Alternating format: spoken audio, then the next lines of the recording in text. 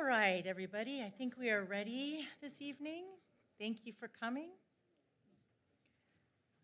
I'd like to call this meeting to order on March 24th, 2026 at 5:32 p.m. Can I please have roll call first?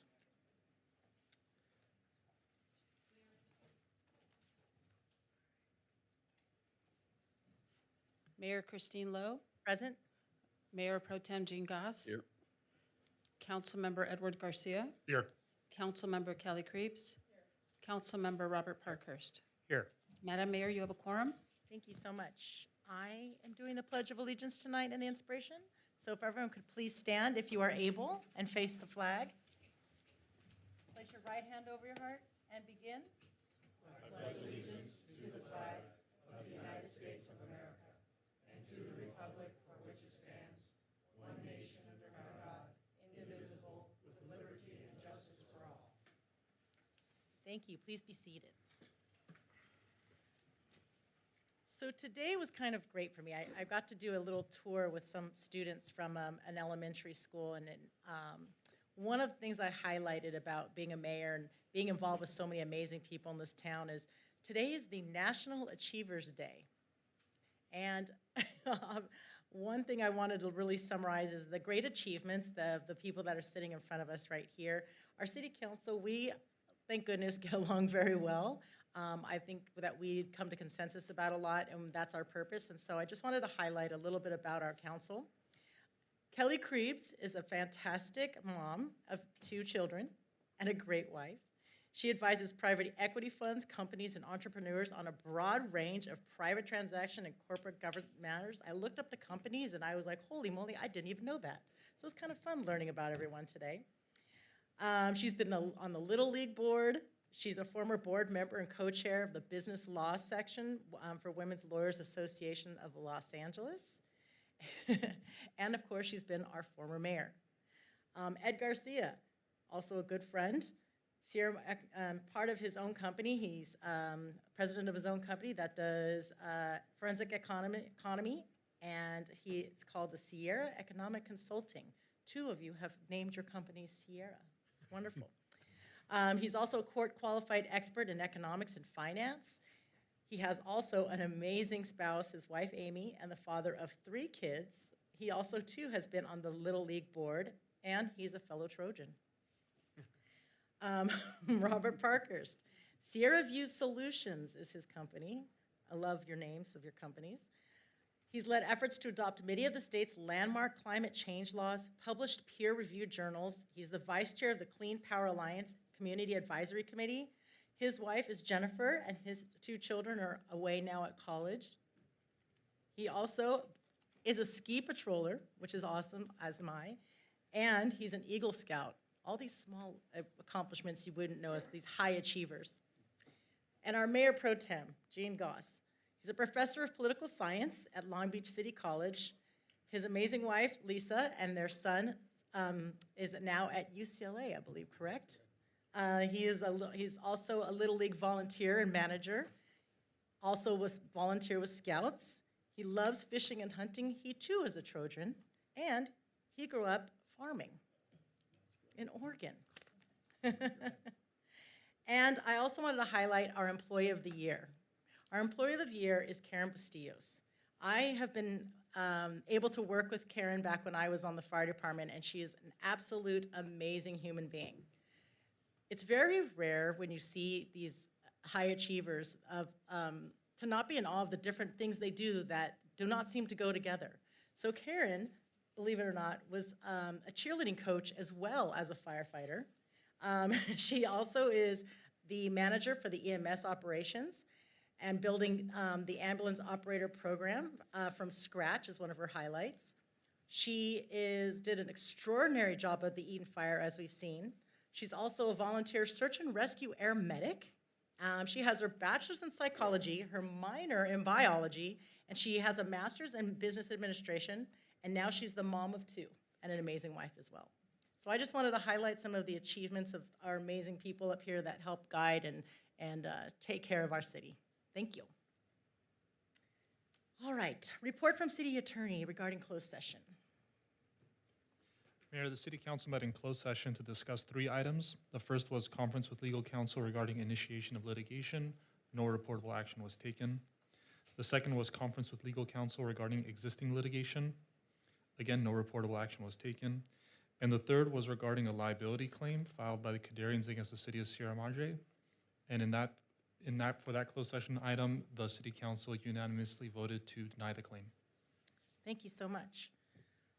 All right, is there any supplemental information from the city clerk regarding agenda items? Yes, Madam Mayor, thank you. The city clerk's office is reporting some updates to the agenda. First, the agenda did not list the Pledge of Allegiance. The mayor, as you mentioned, is next in the rotation, and so thank you for stepping up and handling that. The second item to mention is the agenda listed a public hearing, and there was no public hearing on tonight's agenda. The agenda also did not list the date for the adjournment date, so that has been corrected.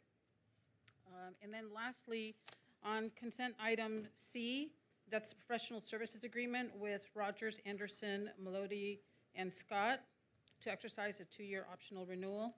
The city staff learned on Monday that there was a clause missing from the agreement to audit Measure W funds, Measure W being safe water. And so the city staff is asking that when it's time to consider item C on the consent calendar, that the city council consider adding up $12,000 to the contract, to the agreement, in order to have the auditors do the additional service for the audit of Measure W funds. Finance Director Wong is available for questions if staff has any questions. All right, thank you. Madam Mayor? Oh, yes. So we can adopt consent item C with the addition of the 12,000? Okay. Thank you for asking that clarifying question. All right, so reports from mayor and city council. Who would like to start? Madam Mayor?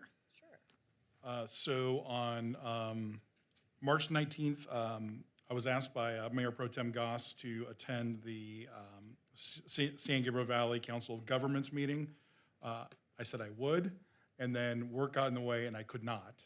So, but what I did do, since they do televise, while I was working, I had the telecast on, and I could not vote or participate, but I was there virtually watching and listening to the meeting. I think really the biggest and the longest portion of that meeting was a discussion on Senate Bill 79, which has to do with really kind of rezoning cities.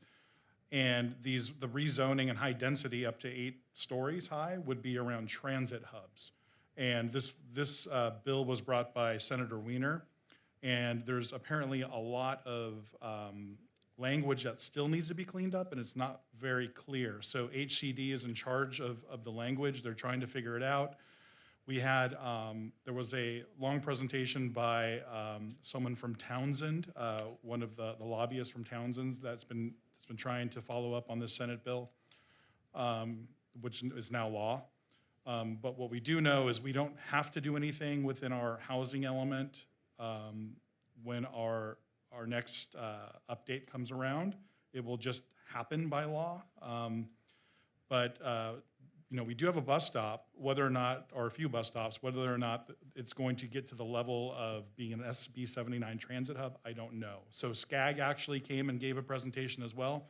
They're still waiting for clarification on the language because they're gonna be the ones that draw the maps, and they still don't know how to draw the maps because the language is not clear. So just to put it on everybody's radar, the city of South Pasadena made a plea that small cities organize and ask for clarification and for fairness and equity within zoning laws for these super high density projects, because apparently some cities are already being challenged by developers on some of these SB 79 projects. So we just want to make sure we're keeping an eye on those things. So There were a few other presentations, but I think that really was the bulk of the conversation from the COG.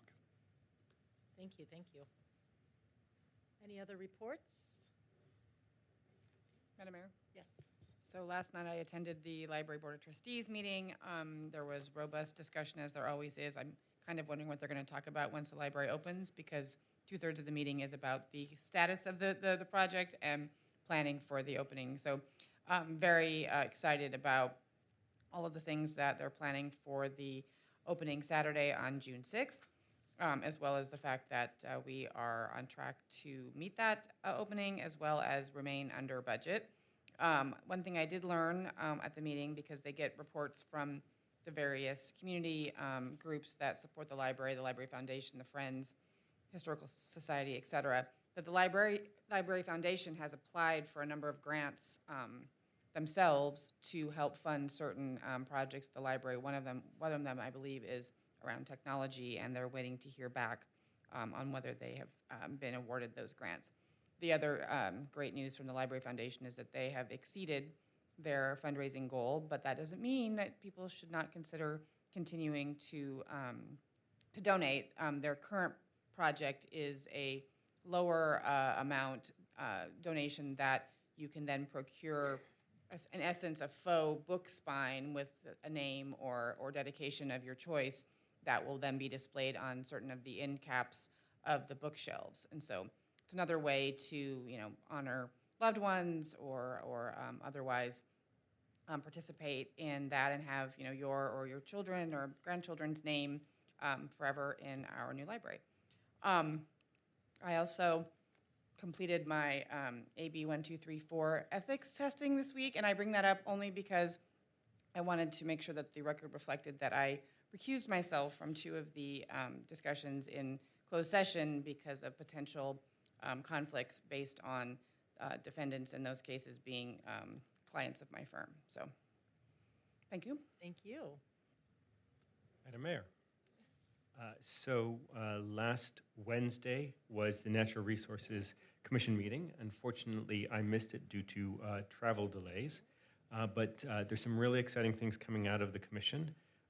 On Saturday, April 27th, there will be a native milkweed planting at Bailey Canyon. In addition to the planting of milkweed, there's going to be a native plant expert that will be speaking, Lisa Novick, and she'll be talking about native plants and fire recovery. And they're thinking about even doing some story time. If you are interested, the milkweed planting will take place starting at 9:30 a.m. on the 25th. The talk will take place at 10:30, and the event will wrap up by noon. The Natural Resources Commission is also working on the open space grant that the city has, and it's going to help fix some broken irrigation lines, and that's part of the fire recovery. And I think that's also at Eaton Canyon. So that's really exciting. And then finally, the Natural Resources Commission is looking at revisiting and updating the tree ordinance for the city. And then there was one Clean Power Alliance meeting since our last council meeting. It was March 19th. It was the executive committee, and they proposed to move to a 2-year budgeting process. Interesting little data point, there are 12 CPA members that have a 2-year process, a budgeting process, including Alhambra, Claremont, and Monrovia. And then they're also looking at potentially revising the Power Ready program. So that's the program where they're putting solar panels and batteries here on the City Hall building. We all know that started, I think that started before Mayor Lowe got on council, and it still isn't done yet. And so they're looking at ways to try to speed that up for future projects. Thank you. Thank you. Mayor Pro Tem? Excuse me, just one thing. On the 12th of March, City Manager Bruckner and I participated in a meeting with the President and Executive Director of the Council of Governments. This has been part of an ongoing concern and discussion involving bears and wildlife management going back to last year's initiative led by then Mayor Parkhurst. The meeting was to continue that discussion on the COG acting as a potential focal point for bringing together several local cities to pool resources to fund a Fish and Wildlife Field representative dedicated just to these local cities. The COG would provide the administrative support if we can put together this agreement. It became evident to me from the beginning of the meeting that the COG was more enthusiastic about this idea than the last we had heard in the fall, as apparently other local cities have kind of adjusted. They've got the idea that bears are now a bigger issue. And several have expressed concern to COG about bears. COG is putting together numbers in terms of what each city would have to, pitch in, if you will, to make this actually a feasible effort. And so they are out soliciting right now from those member cities.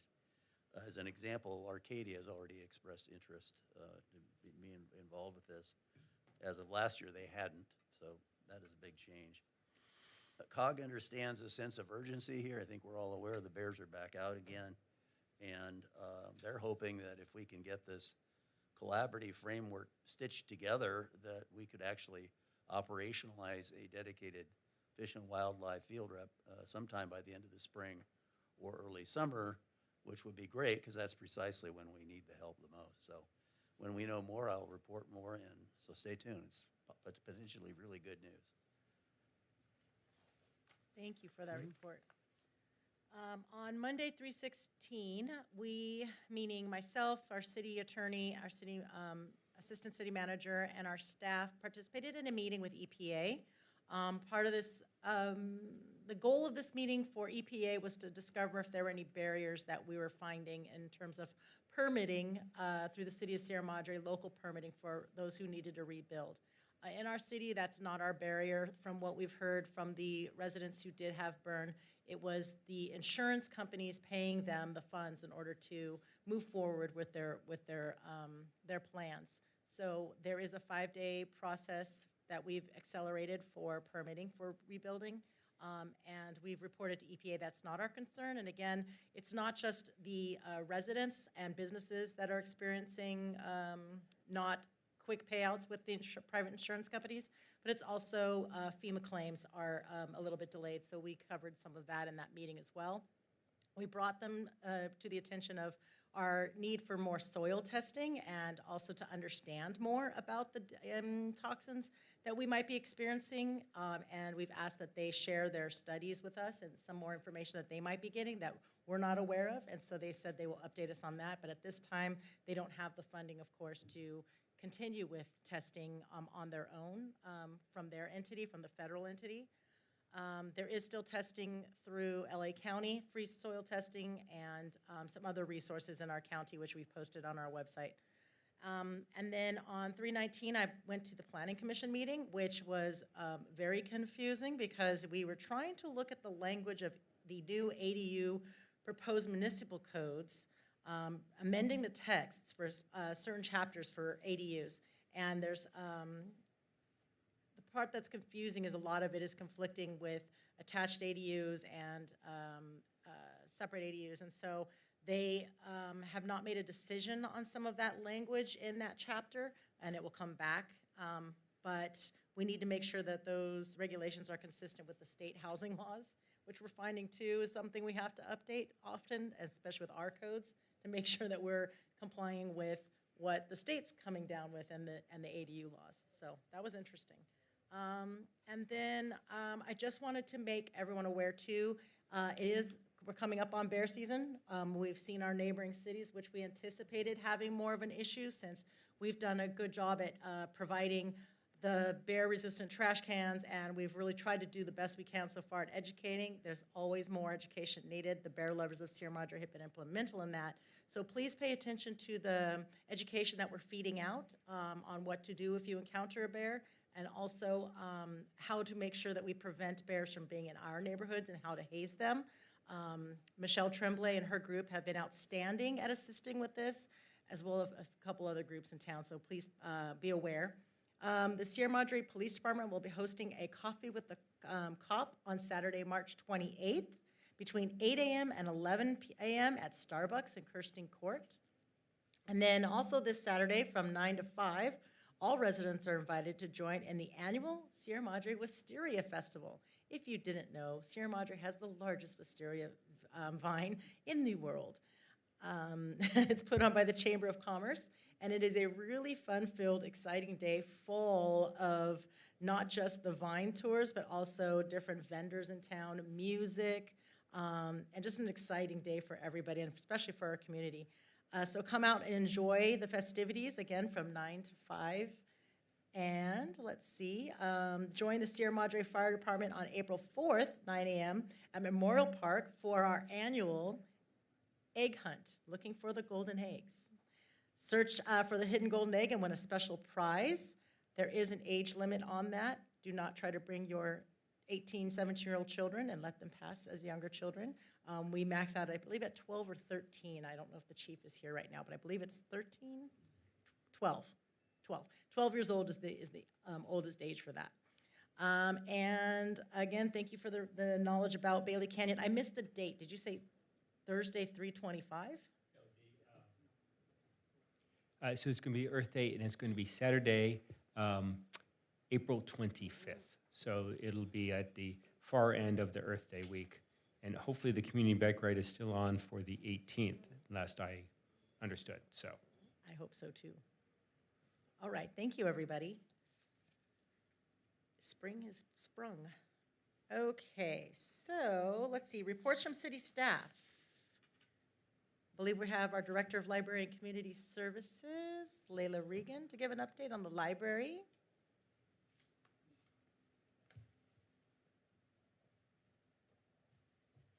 Hello, Mayor Lowe, Mayor Pro Tem Goss, and our Honorable City Council. I am Layla Regan, your friendly neighborhood library and community services director, and I'm here to reiterate that the library is still closed. I only say that because we sometimes forget to close the door fully, and we have found people inside the library. So the library is the library is still fully closed.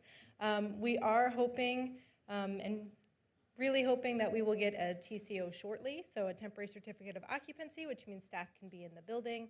We're hoping to get that soon and start our transition back to 440 West Sierra Madre Boulevard, where we will see you on Saturday, June 6th for our grand reopen, ribbon cutting, and summer reading kickoff. So we have a lot of fun events happening that day, so we hope to see everyone there. And that is all I wanted to say. Thank you. Thank you so much, Director Regan. Okay, we have presentations tonight. Our first presentation is from the Los Angeles County Public Works Flood Control Operations. Good evening. Good evening, everyone. If you could go ahead and hit play on that. Thank you. Good evening, everyone. My name is Patrick Holland. I am a civil engineer working for the Los Angeles County Flood Control District, which is a branch of the Los Angeles County Department of Public Works. I serve as the area engineer for this particular area for our stormwater maintenance division. I'm joined here tonight by my colleague, Mr. Scott Grigowski, who is a principal engineer in our stormwater engineering division. And we're here tonight to share about some of the good work that the Flood Control District has been doing, really subsequent to the Big Eaton fire, to help protect your city and their residents. I don't know if I've got a clicker. I do? Okay, cool.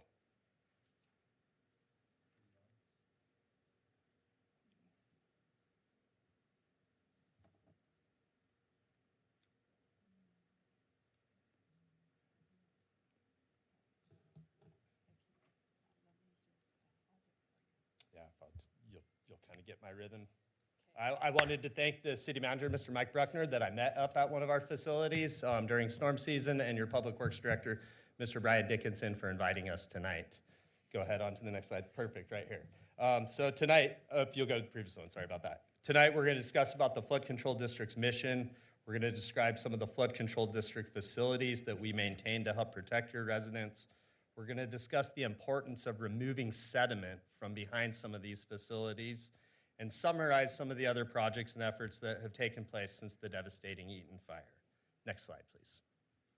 The mission of the Flood Control District is to provide flood protection, water conservation, recreation and aesthetic enhancements, The flood control district covers the majority of LA County, including 86 of the 88 incorporated cities, where we operate and maintain 14 major dams, 27 spreading grounds, and 172 debris basins.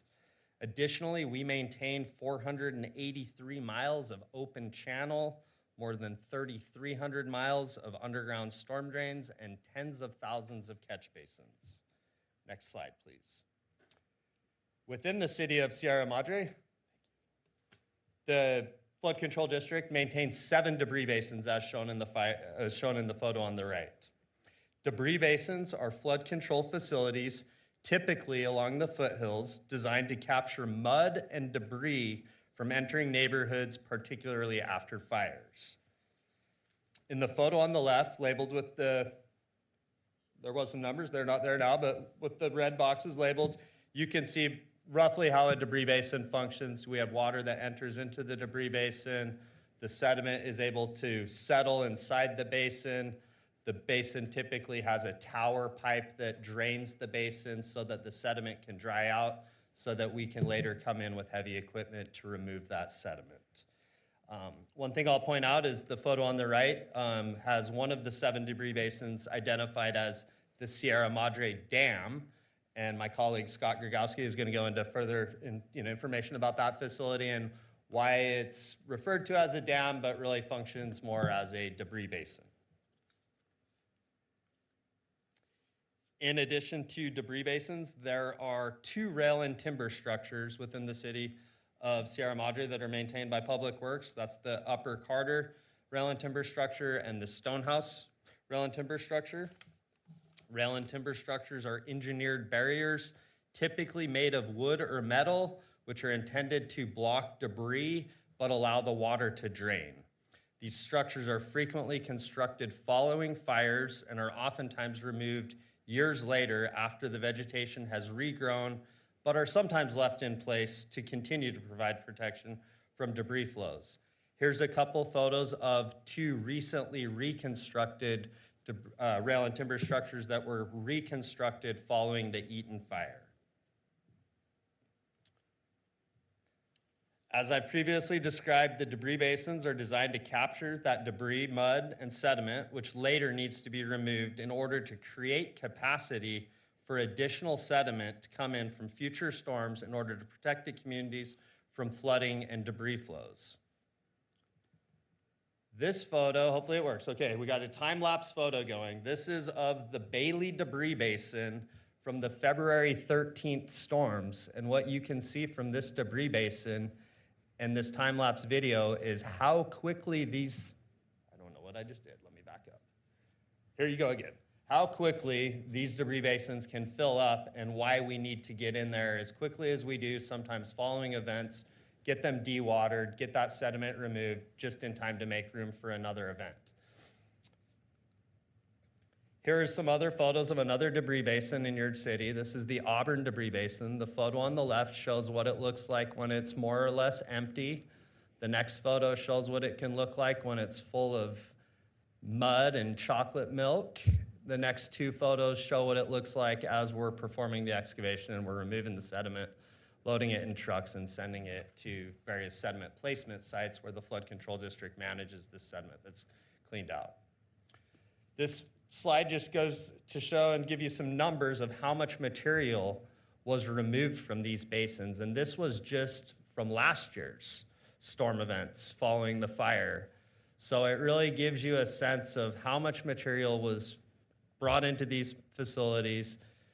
If you think of each facility, each truck takes about 10 cubic yards. If we're talking a normal kind of dump truck, you can do the math to kind of get a sense of how many truck trips there were.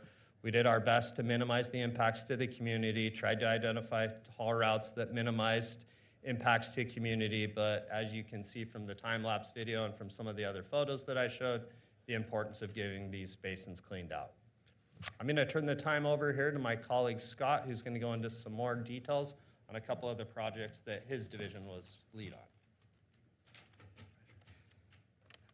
All right.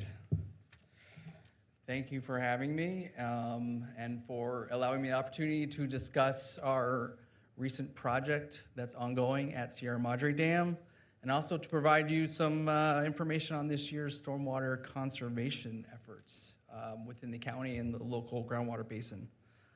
Before I discuss our latest project, which is the Sierra Madre Dam Emergency Sediment Capture Expansion Project, I'll give you just a quick background and history on Sierra Madre Dam.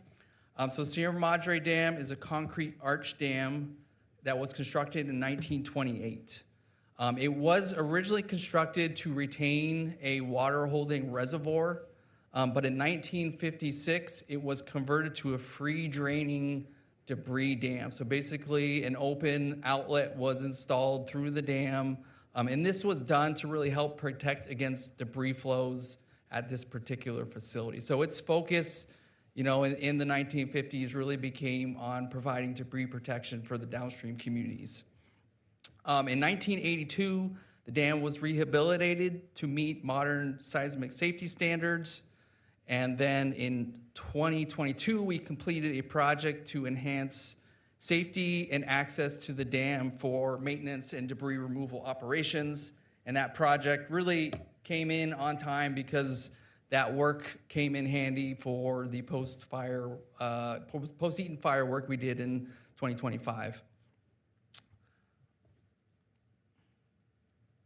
So our current project was initiated as part of our Eaton Fire recovery efforts, and really looking at what we could do to go beyond just regular maintenance activities and try to mitigate and protect against high debris flow and that risk that exists at this facility. To give some background, after the Eaton fire, that February 13th storm brought in over 80,000 cubic yards of sediment and debris to Sierra Madre Dam during basically 1 day's worth of storm.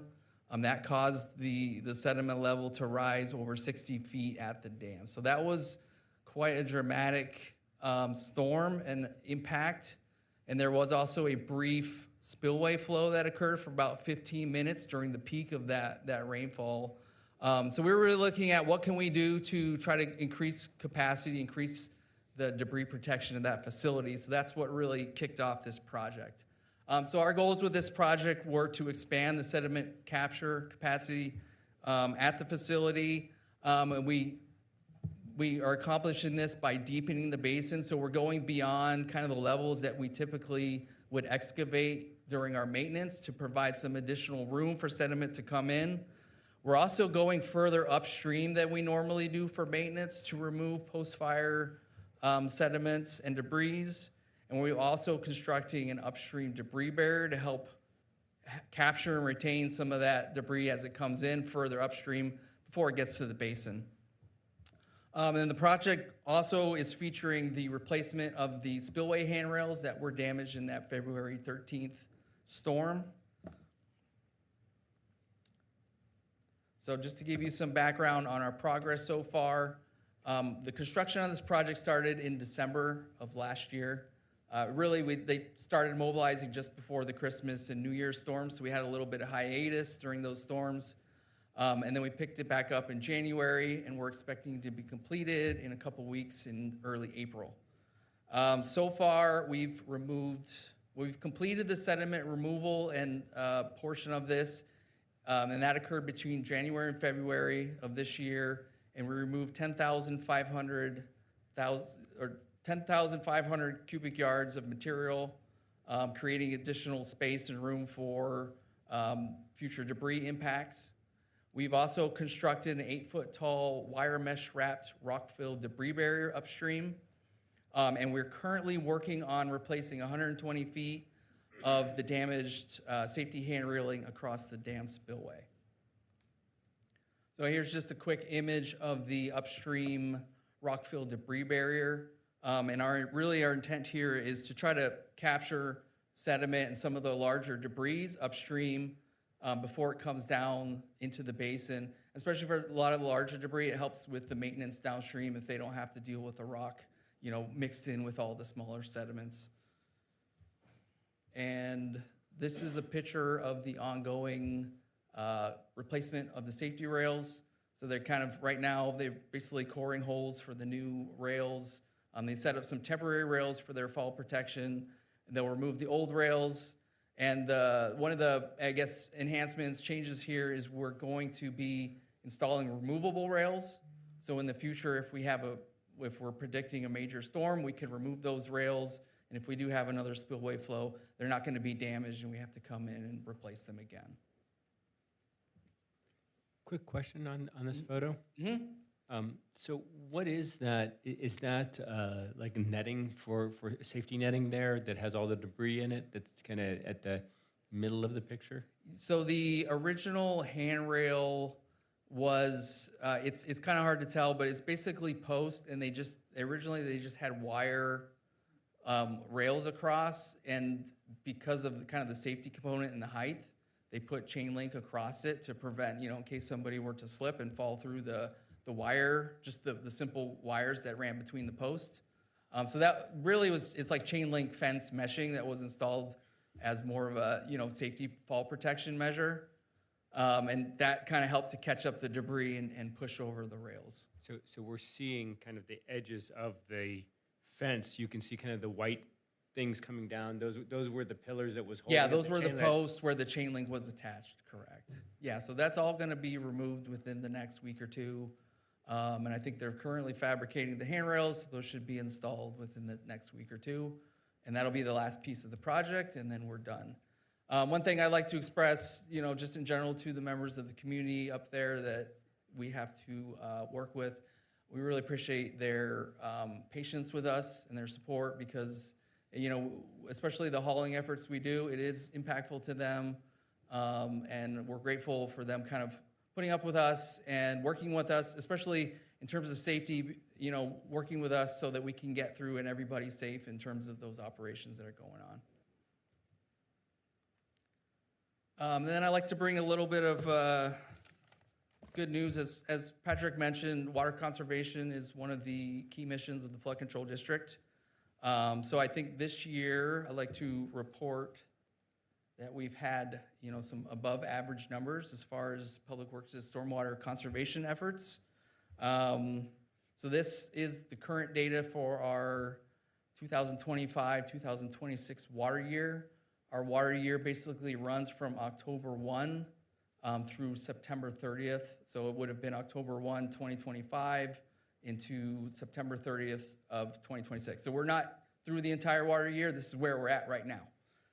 So we had a lot of early rains this last year, and we've had some rains this year. It's been a little bit dry towards the last March and probably into April. But so far, in looking at some of our rain gauges, thank you, we are above average. So at our downtown LA, we're at 106% of our annual average in terms of the rainfall that received. And more locally, within the San Gabriel foothills at our Eaton Wash Dam location, we're 132% of the annual average. So we're getting good rainfall so far this year. Hopefully we get some additional beneficial rains through the summer to help add to this. And what that means is we were able to capture and conserve above average for this year. So within countywide, Public Works has been able to conserve approximately 159% of our annual average. So this is basically enough water for 2.5 million residents for a year. So this is a pretty good, significant source of local water supply that we've been able to capture so far this year. And then locally here within the Raymond Basin, some of our spreading grounds that recharge to that, Eaton Wash spreading grounds, San Diego spreading grounds, and the city's Sierra Madre spreading grounds, we've been able to capture 106% of the annual average, which is enough water for 24,000 residents for a year. So I kind of hope that nature helps us out a little bit and we get a little bit more rain so we can keep these numbers going up. So with that, just for informational purposes, in general, if anybody has more information, would like to get more information about our sediment management or about the Flood Control District, we have the links here to our online resources. And with that, I will offer thanks and any questions anybody has. Questions, Comment? please. So this council met in January of 2025 to sign an emergency order because of the Eaton fire. As we sat here, we also, as you guys recall, we contemplated storm debris flow. We wanted to have that in our state of emergency order as a result of the Eaton fire. I just want to say thank you, because between the time of when the fire stopped and that February 13th storm, you guys came in and removed thousands of cubic yards of debris from behind the dam. That overtopping would have occurred probably much earlier and been much more severe and impactful to our residents. So I don't know if you're responsible, but you're the ones here. So thank you for being so responsive in a quick way, really to help the safety and welfare of our residents. So I really do appreciate that. Thank you. We will share that praise and thanks with our coworkers, the ones that really do the hard, heavy lifting. Scott and I push buttons on the computer. Other guys are more talented driving tractors and trucks and stuff like that. So. Yes. So I just want to, I appreciate, just as Councilmember Garcia said, everything. Just to put on your radar too, we have this very small side rail and timber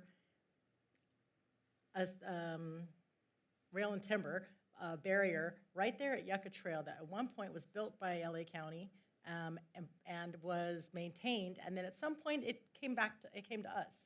And we obviously are not the experts, and so during all of the amazing work you're doing, there was this one small area that we started looking into, and we obviously spent too long trying to figure out how to do that because it's new to us. It's called the Yucca Trail Rail and Timber.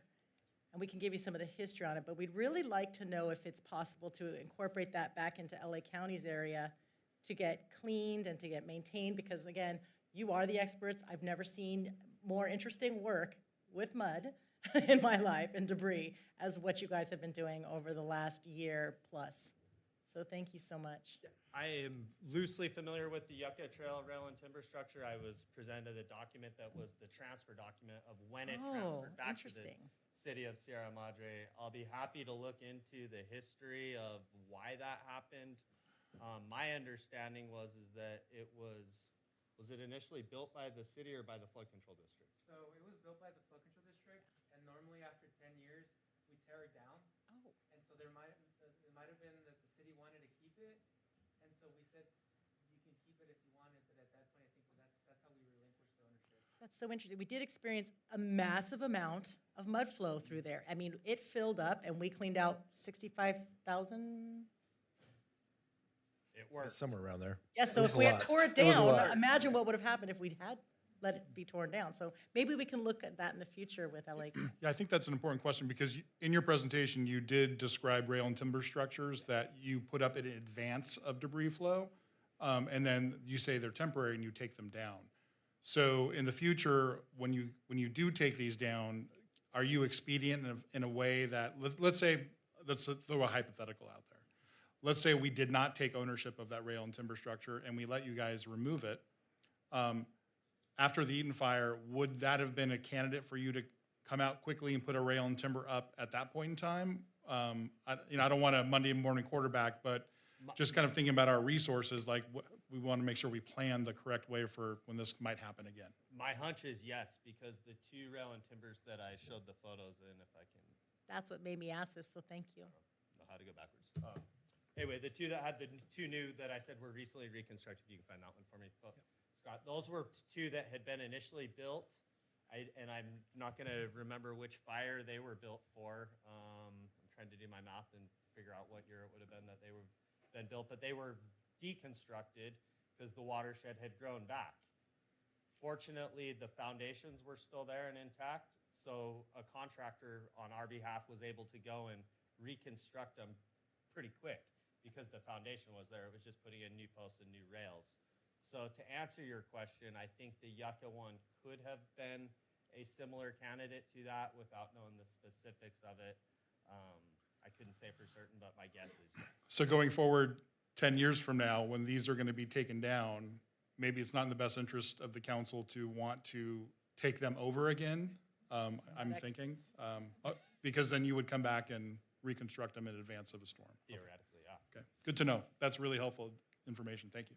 And just to give some background, typically permitting, like environmental permitting, the reason they're given, they consider these structures temporary in terms of the permitting, and that's why there's usually some sort of push to kind of remove them after the watershed recovers. As we have been looking at these storms or these fires and kind of the frequency of them have been increasing and the scale of them have been increasing, I think we're relooking at that policy of having them as temporary and really looking at, do we want to keep them more permanently, or as Patrick mentioned, leaving foundations and other critical components in place so that when the next fire occurs, they can quickly be reinstalled. So that's something that we're looking at with these and other locations. I think the assumption is that it's easier to permit them temporarily than it would be to ever get them permitted permanently. You have been a wealth of education. Thank you so much. Happy to be here. Thank you for inviting us. Thank you. Wow. All right. Next is the San Gabriel Valley Mosquito and Vector Control District Annual Presentation. Hello, former mayor. Good afternoon, everybody. A nice summer day out there, huh? Well, does it work? Oh, okay, all right. Okay, again, good afternoon, Madam Mayor and City Council. I'm John Capocha, as you know, and I've been Sierra Madre's representative on the mosquito and vector control now for, I think we're coming up on 8 years. So it's a long time. And as you all know, I did declare that I'm going to step down when my term is done at the end of the year. So I'd like you guys to start thinking of somebody, in my own opinion, a member of the council, because being a part of the city council was very helpful to me to inform my decision-making and comments and direction that I gave as a member of the Board of Trustees. So I did serve as president for the last 2 years, and I've been a little neglectful in coming and giving you an update, so we're going to give you an update tonight. But I'd like to introduce Anais Diaz. She's our communications director. So she'll be doing the bulk of the presentation here, but I have a few things I wanted to say before we get into it. So first of all, just, we're one of 5 vector control districts in LA County, and one thing we do very well is cooperate and collaborate with them. But basically, we monitor and control for mosquito-borne disease outbreaks while residents keep their properties bite-free. So our mission is not to eliminate mosquitoes. Our mission is to control the vector and disease aspect of mosquitoes. So we're funded through a benefit assessment, $20 per year per parcel. Now I'm going to talk a little bit about that because that's the cap. We can't raise it beyond that. So just a couple of things too, but I want to say about our district here. It was formed in 1989. We serve 26 cities and also unincorporated areas in Los Angeles County. We provide service to nearly 2 million residents, and we do things for residents to help them mitigate mosquitoes on their properties and other things at no additional cost. So everything's funded through that $20 per parcel. But a couple of things I want to say about the Vector Control District since I've been on the board for 8 years, and I'm still just a baby. I mean, we have people that have been on the board since its inception in 1989. But when the Vector Control District was formed, the biggest threat was St. Louis encephalitis. So we've been very adaptable. West Nile virus has been mostly the focus over the years until about the time I got on the board, and then it blew up with Aedes mosquitoes that are all over the place now. But we've, adapted to different things, like the underground storm drains became a problem, and so we had to put a lot of more focus on that. Then with the Aedes mosquitoes, you know, developing emergency responses because the threat is different. So now it's dengue that is a big threat because that's a big problem worldwide. And it's slowly been coming into the United States, and we've been able to react to it very quickly. But we've also done a lot of things good financially since I've been on the board, and I'm not giving myself credit. I'm just, you know, this is just the evolution of the district. But, you know, one of the things we did, we presented to the board before about unmaintained pool management, how we've dramatically increased our productivity by having people self-report and show us via pictures with a newspaper that dates it that they actually cleaned up the pool. So we don't have to go out and inspect it ourselves anymore. That has been a phenomenally successful project that is now in use in many other districts. We've increased our investment rate of return substantially through the California Cooperative Liquid Asset Security System class. Took a lot of money out of the, what is it, LAIF, the county LAIF pool, and put it in the class, which at the time was paying a much higher interest rate. And we also used a company called Optimized Investment Partners to build bond ladders for us and help us manage our cash flow, taking a lot of the burden off our financial staff and ensuring that we always have cash to pay our bills and getting a substantial rate of return. So a result of some of that, we've substantially reduced our unfunded pension liabilities, same as what you've done here on the council.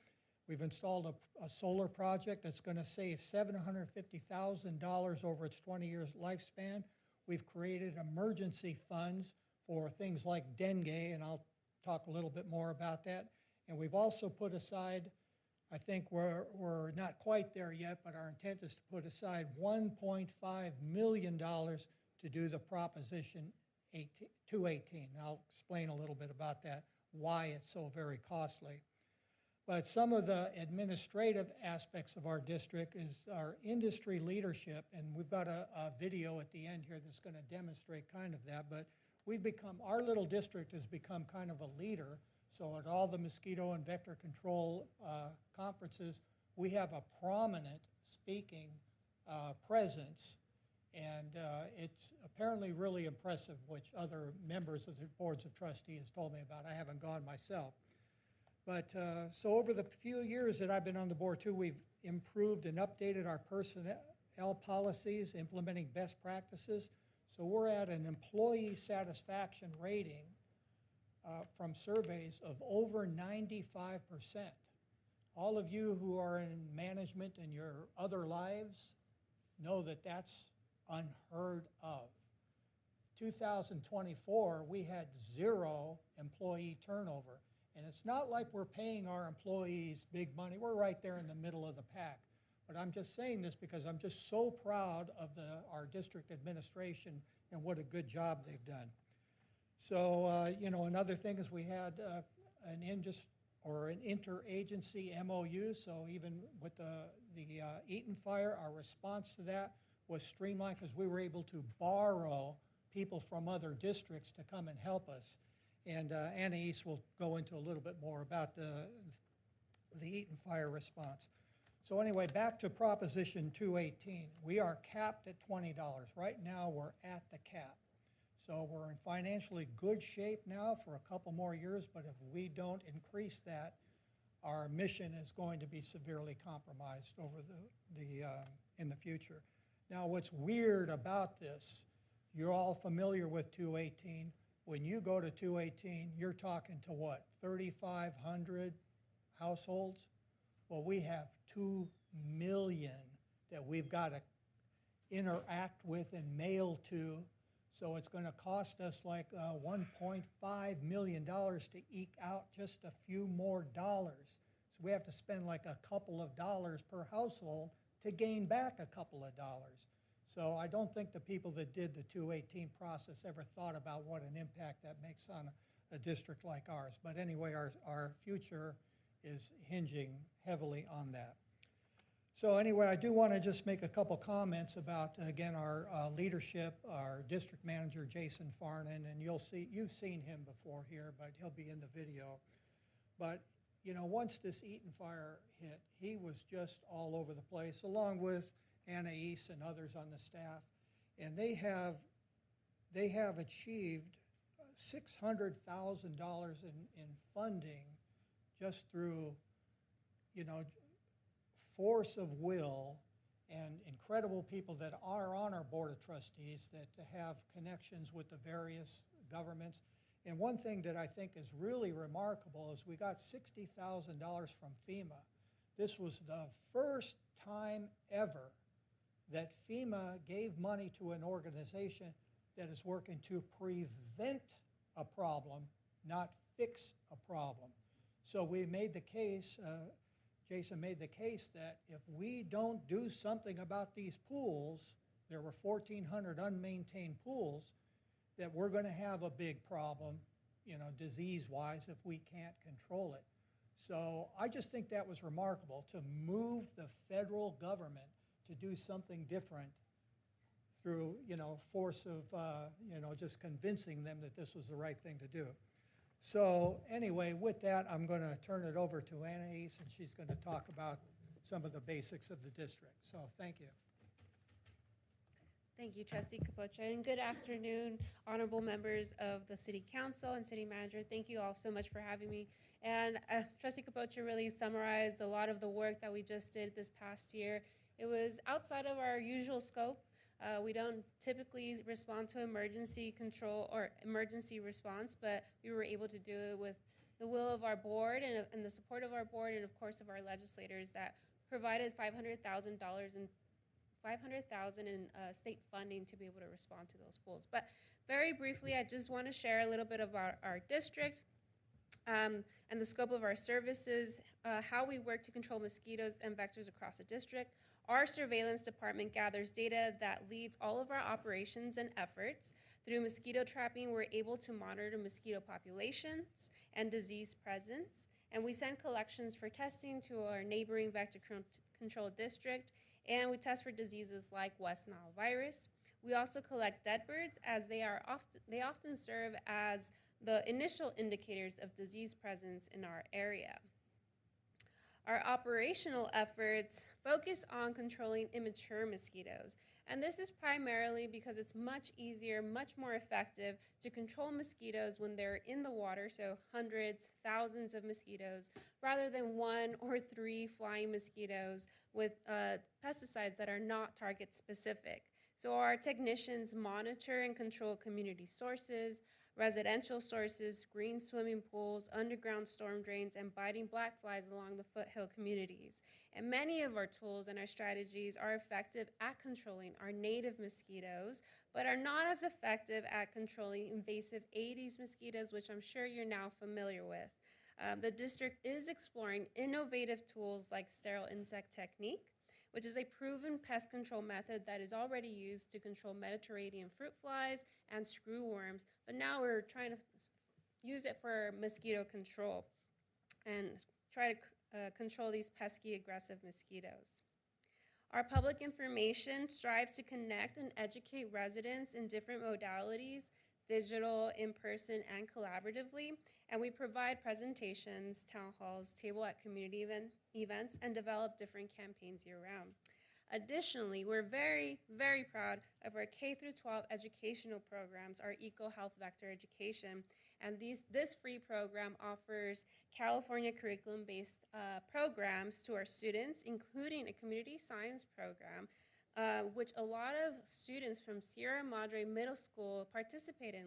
We receive hundreds and hundreds of students who receive our Vector Inspector of the Year award every year. And just 3 years ago, we actually had our Public Health Teacher of the Year from Sierra Madre Middle School. So it's a very engaged community with our district, and we're very proud of that. You have little vector inspectors in your homes. Our services, as we've mentioned, mosquito control is a shared responsibility. We do a great job controlling community sources, but we're also here to provide services to our residents. Whether you need an additional helping hand or you're having trouble finding where these sources are coming from, you can request a property consultation or go out to your property and identify any sources, provide either recommendations or short-term treatments. You can also request mosquito fish. Again, these are free of charge, and they're an effective way to control mosquitoes in sources that can't be removed. So like ponds, anything like that, that's, water that's not going to move. And then of course you can sign up for reports and alerts whether we have a treatment occurring in the area or there's West Nile virus confirmed in your area. These are ways that we can communicate those items. Now, very quickly about mosquitoes in the San Gabriel Valley, I'm sure you're very familiar with them, but I think it's very important that we know the differences between these mosquitoes so that we know what we're trying to control. They're very different, and they affect you in very different ways. Our native mosquito is the Culex mosquito, and they've been here forever. I often get, we've never had mosquitoes. We've always had mosquitoes, except that this mosquito doesn't really prefer to bite humans. They like to bite birds or other large mammals.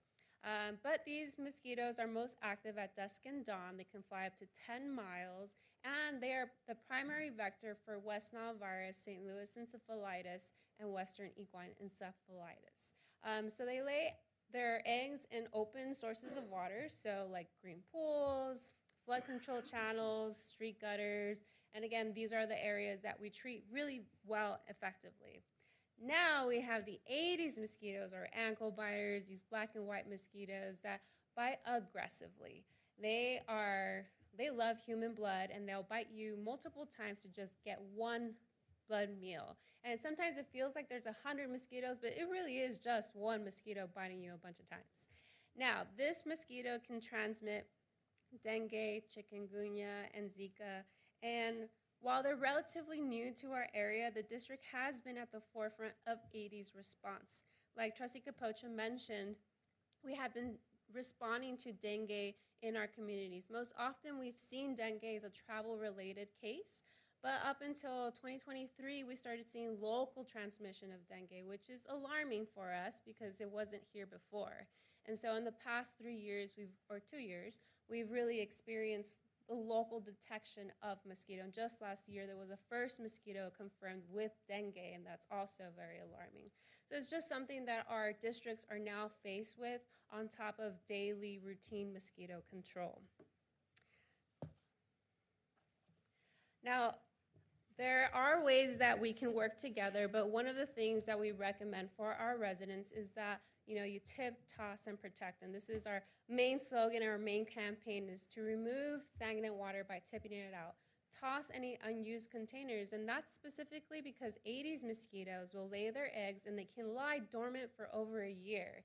So even if you've tipped out the water, if that container gets filled up with water again, you're gonna see mosquitoes once more. And of course, protect yourself with loose fitted clothing or with mosquito repellent. And so these are some of the items that I just mentioned, but ensure screens are also sealed and there are no holes. And when you're looking for a repellent, I know there's 100 different products at your stores, but they don't all work the same. So when you're confronted with stickers and bracelets and fans, you really want to get a repellent that's topical, so you're going to have to wear it. And there's 4 different ingredients that you can choose from. You don't have to use all of them, just one. They all work as effective. IR3535, oil of lemon eucalyptus, and picaridin. And you want to make sure that it has at least 15% of that active ingredient. And this really makes a difference between having an effective repellent versus a bracelet or a sticker that will only protect that specific area, not other exposed skin. Now, before we go into the video that we are here to share, and it's not a long video, it's about 6 minutes, so stick through it. In the video we'll be showing, you'll see representatives from our district presenting on the district's work this past year at the annual Mosquito and Vector Control Association of California annual conference. And I know we don't like to toot our own horn, but yes, we are the leaders because we have been faced with these situations. The Eaton Fire Burn area, we were not the first district to respond to a wildfire in California, but we were the first to respond to 1,400 pools that were left behind with pools full of water and potential breeding sources. So that was work that had never been done before. And we shared the district's work in providing emergency control, how we're developing our sterile insect technique, and to incorporate better tools to control Aedes mosquitoes. So thank you for your time and attention this afternoon. Please reach out to our district if you have any questions or need resources, and we look forward to increasing our partnership with the city. So with that, I'll toss it over to the video. Any questions or comments? So former Mayor Capocha, your timing is really good because in the LA Times on Sunday, there was an article on introducing sterile male mosquitoes, and I didn't hear you mention it here. So I'm curious kind of what the status is and how you're doing it and how widespread it is. I can answer that question. So you will see here in the video about our sterile insect technique program. We are working on it. We are launching our first pilot program in a community of Bassett, California, an unincorporated Bassett, and we hope to be able to bring it to our other communities. But this specific tool this first initial launch will really allow us to see how we can incorporate it into our program. This other vector control district that you saw in the LA Times article has their own rearing lab. They have their own irradiation equipment. What we're using is we're working with Mosquito Mate.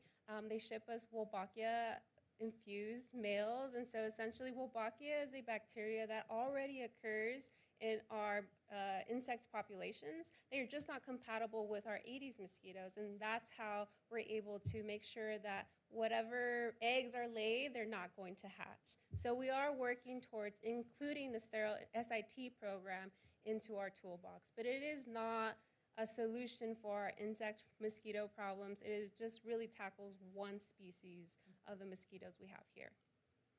And is that the Aedes mosquito? It is the Aedes aegypti. Unfortunately, we have 3 different types of Aedes mosquitoes, and it is one of the 3. But it is the most frequent one we see. I have a question. Now, I love the information about what works on my skin because they will eat me. But what of those machines work? Do any of them work? Yeah, so there's many machines, but I can say that most of them won't work. When we look at bug zappers or like the fans, they won't work because mosquitoes are not attracted to light. They're attracted to our CO2. So the lights are not really going to work. They're actually going to affect our beneficial insects instead. But I have seen some tools where they use buckets and they place that stuff like some kind of pesticide in the water. So that may work, but you have to make sure that you're getting rid of that water. You're turning it over because after a while that pesticide's not going to be effective. But at the end of the day, that's just you creating another source on your property. So I do want to say those little electronic things that emit the gas, they do work, and I use them in Alaska, where if you think you've seen mosquitoes, go to Alaska. I mean, you're really, so within, it takes about 5 minutes, you turn it on, it warms up, but get up in the morning camping and turn that on, and they would stay away. They really Great work. to know. So I Thank use them you at so home, much. too. Thank you, thank you. All right, we're ready.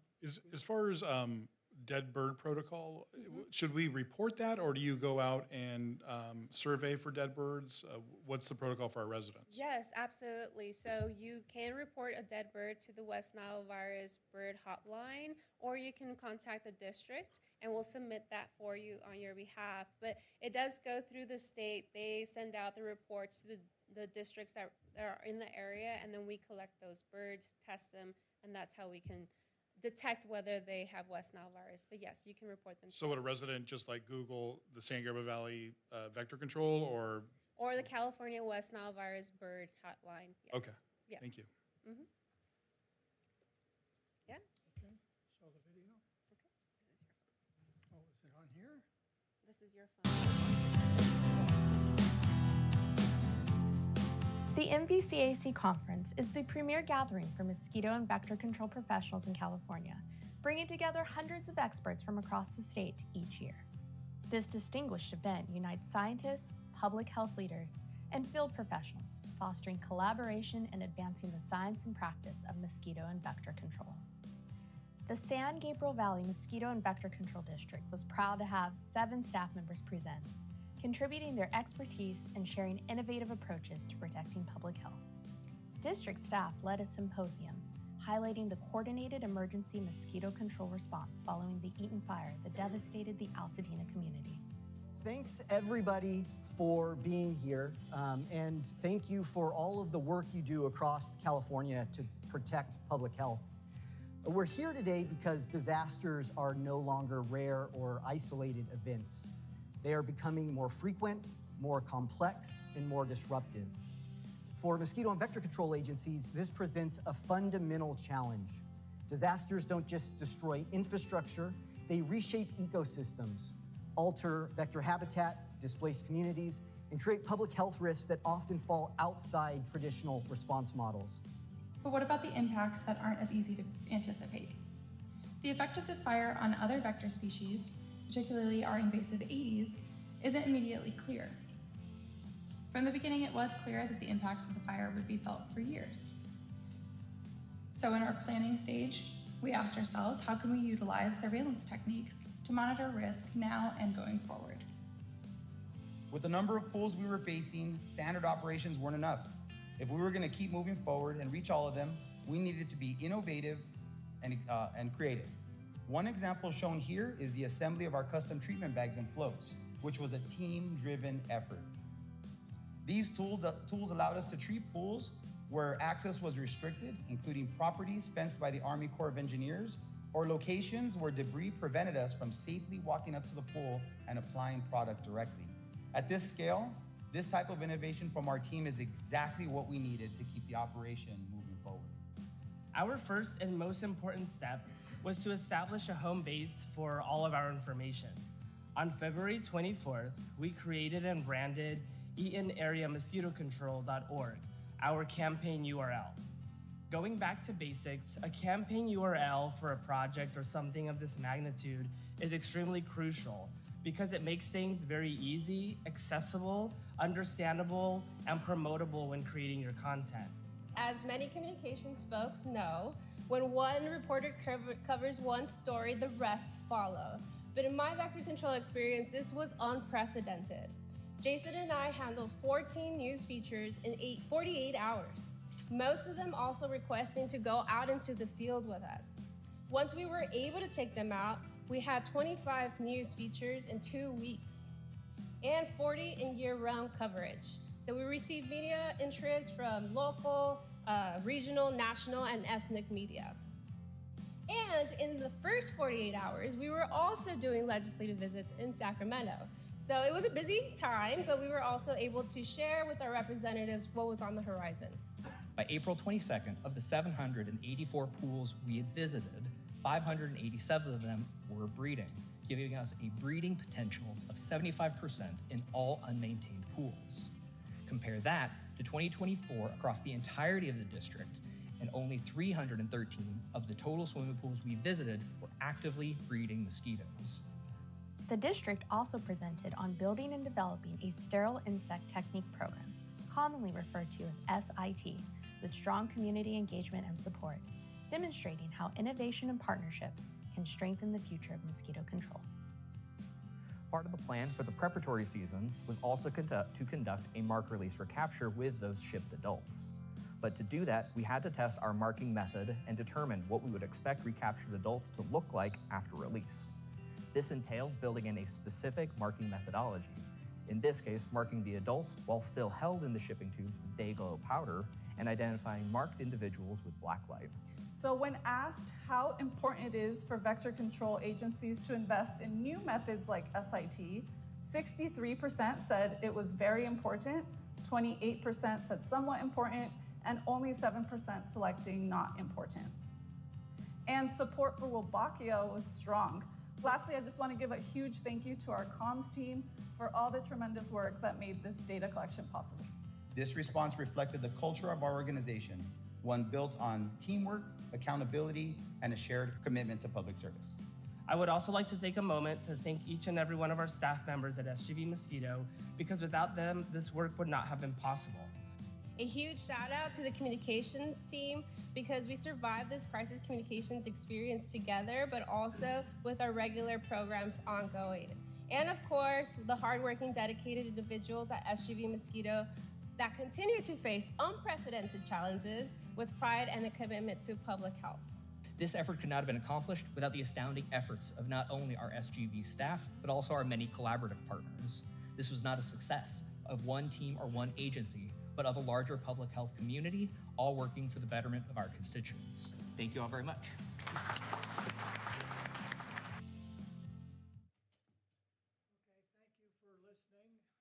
Any other questions? John, is your solar project as big as ours? I don't know. Just- No, just- it's not as big as. Okay, no so I way, kinda figured no that. way.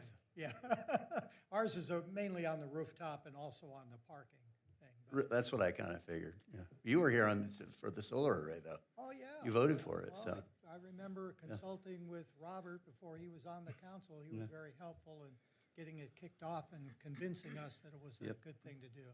So, yes, and now, this was before AI. Right. So now it's, I think, even more profitable than we thought, So, okay, well, thank you, everybody. Thank you so much. All right, let's move forward for, sorry. Public comments for items not on the agenda. Any person wishing to speak before City Council is asked to complete a speaker card and provide it to the city clerk prior to the start of the meeting. Speakers are generally limited to 3 minutes per person, and time may not be delegated. And any changes to the allotted time will be announced prior to public comment period.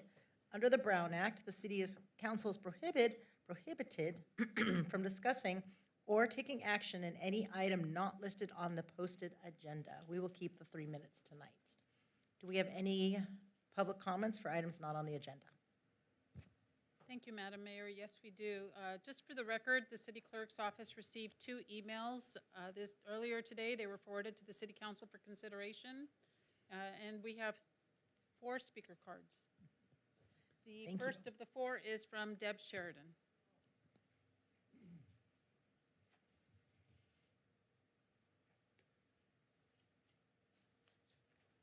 Uh-oh, they forgot their clicker. Oh, I think it's ours. It's ours. Deb Sheridan, and I am reading this to the city of Sierra Madre from someone who couldn't be here tonight. I am a neighbor in Upper Hastings Ranch and live on Michelinda. I am writing my letter on behalf of my neighbors, both in Upper Hastings Ranch, but those who live on Grandview and Sierra Madre who experience the trucks for the project in the monastery. Yet again, you are leaving out your Pasadena and in particular Upper Hastings Ranch neighbors from your ventures. As a matter of fact, I was told that I had no say in the matter about this development even before you started this project in the monastery area because I am from Pasadena. First of all, I didn't like the project. Also, I knew that Pasadena would be affected with the building of it, as well as the eventual extra traffic that will pour up and down Michelinda, which is a street that you share with Pasadena and Arcadia. I am seeing it right now. Currently, the trucks that are being used have the following issues. 1, they speed at times. 2, are not completely covered, and we know that there were issues with the soil samples. 3, are allowing extra dust and dirt in the street. Neighbors are reporting that their air filters are showing high levels of fine particles and street debris. Filters need to be changed more often, and this is even with all the doors and windows closed. The trucks are being used at the same time that Alverno High parents are picking up their students as well as LaSalle parents, which makes Michelinda much narrower. Also, some of the trucks have been going up to the monastery area before 7 a.m. It's being monitored by neighbors. Michelinda was already used for maintaining basin issues in both Pasadena and Sierra Madre, and public works trucks were used in order to keep us safe. That was fire-related and necessary. Now, because of this voluntary development, having nothing to do with fire mediation, you are bothering not only Sierra Madre, but Pasadena and Arcadia residents again. This certainly does not make us happy. I've been told that Pasadena has to help with the remediation of dust in the streets. Why? Why does Pasadena get roped into something that your city wants? Also, it has come to my attention that no discussions were taken with the city of Pasadena regarding the extra traffic that this will bring to Michelinda. Why can't you sit down with your neighbor city to discuss these things? That's what neighbors are supposed to do. Do better, Sierra Madre. And I have to say, I thank you very much for listening to this. And I always say that you have a thankless job. But also, the cookies, I can't get rid of those darn cookies, and I really don't want them, so I haven't been to the website.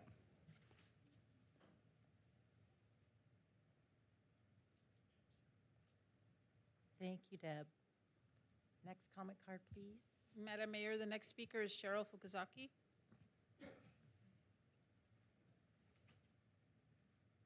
All right, good evening, City Council. Before I get started, I just want to say thank you so much for the Tesla stations.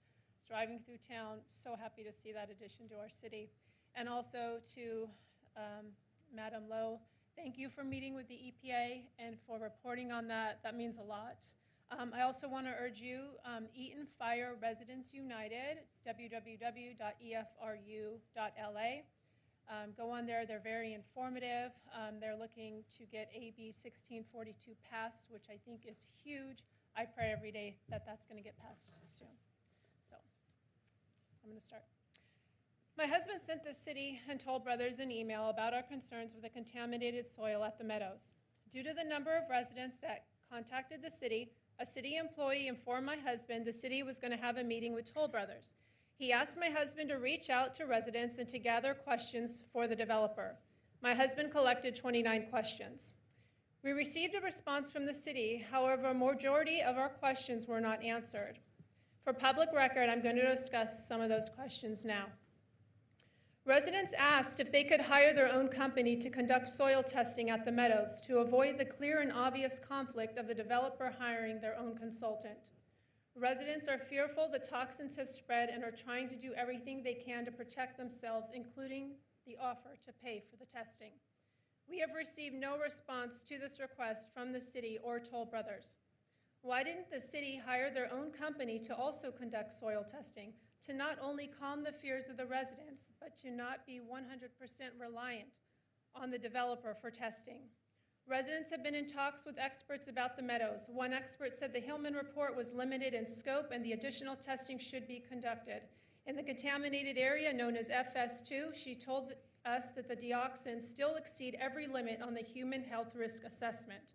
We spoke with a toxologist with 50 years plus experience. He told us no activity should have taken place on the Meadows property without a full evaluation of that land following the fire. He said the trenching and tree removal was soil disturbance and could have caused dioxins to be released into the air. Students from local school was permitted to walk onto the Meadows lot when activity was occurring. In the email my husband sent to the city, residents asked if the principal and faculty escorting the students were notified that the soil was contaminated. We stated residents have video. Video shows the students walking onto the property before the excavation of the dioxins on the day trenching occurred. Isn't it the responsibility of the property owner and city, now that you are aware of this, to notify parents that their kids have been exposed to lead, arsenic, and dioxins? A parent whose daughter attends Alverno Heights confirmed permission slips nor waivers of liability were distributed. Again, we have received no acknowledgement about this. A city employee confirmed the city didn't require Toll Brothers to conduct continuous air quality monitoring. Why would you not require the developer to monitor the air to protect the residents? It was only because the residents continued to express concerns that Toll Brothers has now decided to conduct air monitoring. We have yet to receive any feedback on the monitoring. If the air testing results were good, wouldn't you think Toll Brothers would be eager to share them? Mr. Bruckner stated on March 2nd, residents would be receiving bi-weekly progress on the city's website. There are no updates. Earlier this month, the Wildfire Contamination Testing Bill, AB 1642, advanced. This bill would establish statewide science-based standards for the testing and removal of contamination deposited by wildfires. If this gets passed, then the testing results from the Meadows property will be deemed unacceptable. What happens if it passes? Who is going to be held liable? And I have been thinking a lot about this, our house, as you know, we've talked to the EPA, we have made no progress. Literally, our insurance carrier is now sending inspectors into our house to conduct testing. We did testing last spring. That's how slow they are. We cannot even move forward. I go to my house, I look out in the backyard, and I still feel like I'm in January of 2025. It's painful because every time I go back there, I see a building that was once there that's no longer there, and I can't move forward. I don't come here, I don't want to complain, but I am seriously very concerned for the health and safety. And thinking about it, Toll Brothers, and I know, Madam Mayor, you had mentioned in an email that Andrew Dutton has never even been here before. Toll Brothers knows how concerned the residents are. Why haven't they ever come to one of these meetings to talk to the residents, to assure them they're doing everything they can? I don't feel they are worrying about their reputation at this point. And unfortunately, because they're not here addressing these concerns, you're getting a lot of this, you're having to deal with all this. So can you just try to reel them in? I mean, I don't understand, why wouldn't they share results with us on the air testing? I go home, I'm looking out at that window. Really, everything went into utter chaos that day when Andrew Dutton told residents he was going to retest that area, and then he didn't. He lied. So when the grading started and everything was getting mixed up and thrown into the air, residents, we were very worried, and we're still so worried. We really don't know what's in that soil because he said he was going to retest and he didn't. So now you're here having to deal with it. Toll Brothers is never here. I don't understand why. They haven't made a Thank peep. you, Mrs. Fukusaki. Thank you. Okay, that's all, but they should be addressing the residents. Thank you. Serious problem. Madam Mayor, the next speaker is David Gordon.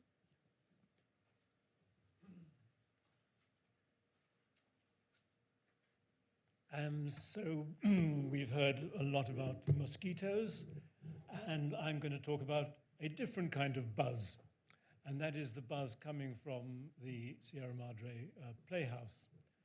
And we are now a performing arts center. You know us as a theater. We have become a different animal. What does it mean to be a performing arts center rather than a playhouse? It means that we put on a huge variety of different art forms. And this allows us to cover the whole range of performing arts. And also has allowed us, not having plays so often, to have a much larger number of performances during the year. So this year we're going to have something like 160 performances during the year. I'm going to give you a flavor of the things that are happening just in April. On Friday, April the 3rd, a new music group called Brightworks going to be performing a sextet of new music from all the way around the world. On the following afternoon at 4 o'clock, Indian classical music, a group of 3. Tuesday, April the 7th, 3 stand-up comedians.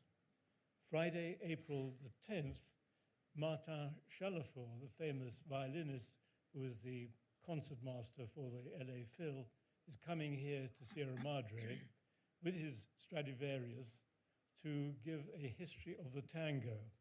On the following night, April the 11th, he's coming back again for a special performance where former Mayor John Harabedian, now Assemblyman Harabedian, is coming as guest of honor to the Playhouse, and all members of council and the city manager are invited to come to that performance, plus one. We had all received an official invitation, and we'd like to hear by April the 1st that you're all going to be coming to enjoy this incredible performance. Then on Sunday, April the 12th, the following day, we have brought back silent films to the Sierra Madre Playhouse, and we have a classic film, Henry Langdon, with a piano accompaniment. Saturday, April 18th, we're having a book launch. April the 24th, we're having a one-man play, 1 million words by Rilke. Rilke, the author, had writer's block, but he could only write letters. And during the course of 1 year, he wrote 1 million words. and display doesn't deal with all of them, but a good many of them. So this gives you a feeling of what we're doing. The quality is unbelievably high. Martin Schallafer has played at Carnegie Hall. These are the kind of people that are now coming to form here at Sierra Madre. And so I hope that you come to the Martin Schallafer concert. I hope that you encourage everybody else to come and support this incredible cultural treasure here in Sierra Madre. Coming back to mosquitoes, we're very happy that John Capocha, his public service includes not only mosquitoes, but being on the board of the Sierra Madre Playhouse. Thank you. Thank you so much. Madam Mayor, the next speaker is Ann Chesterman.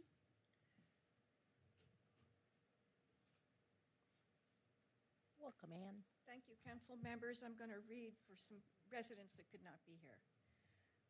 We are adjacent property owners whose parcels border the Meadows development along the FS2 boundary, including properties located outside the city. We were never informed of any soil contamination, testing, or potential health risks affecting our property. We were not contacted regarding any sampling and did not grant permission for any soil sampling or excavation on our land. Given that the City of Sierra Madre authorized this project and is overseeing remediation activities, we would reasonably expect to be notified and included if any work, contamination, or potential impacts extended beyond the project boundary or posed any risk to our property or health. We are concerned to learn this information after the fact and request full transparency, proper notification, and clarification regarding whether any work occurred on or beyond our property and whether any contaminants may impact our property or health. And this is from Anna Learning, Park Vista Circle, Pasadena, Liliana Koprivica, Park Vista Circle, Pasadena, and Jessica Koa, Park Vista Drive. Thank you. Thank you. Madam Mayor, there are no other speaker cards submitted for items not on the agenda. Thank you.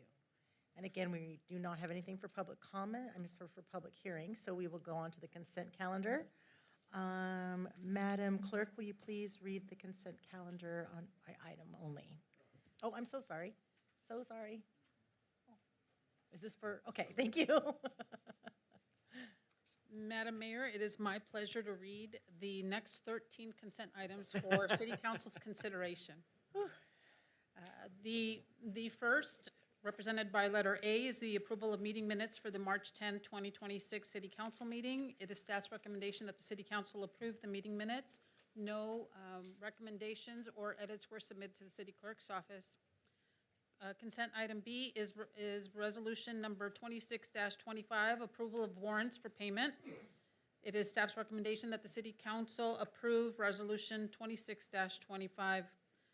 Consent item C is the professional services agreement with Rogers, Anderson, Melody, and Scott LLP to exercise a 2-year optional renewal and extend the term through June 30, 2027 in the amount of $164,800 plus the $12,000 for the Measure W audit.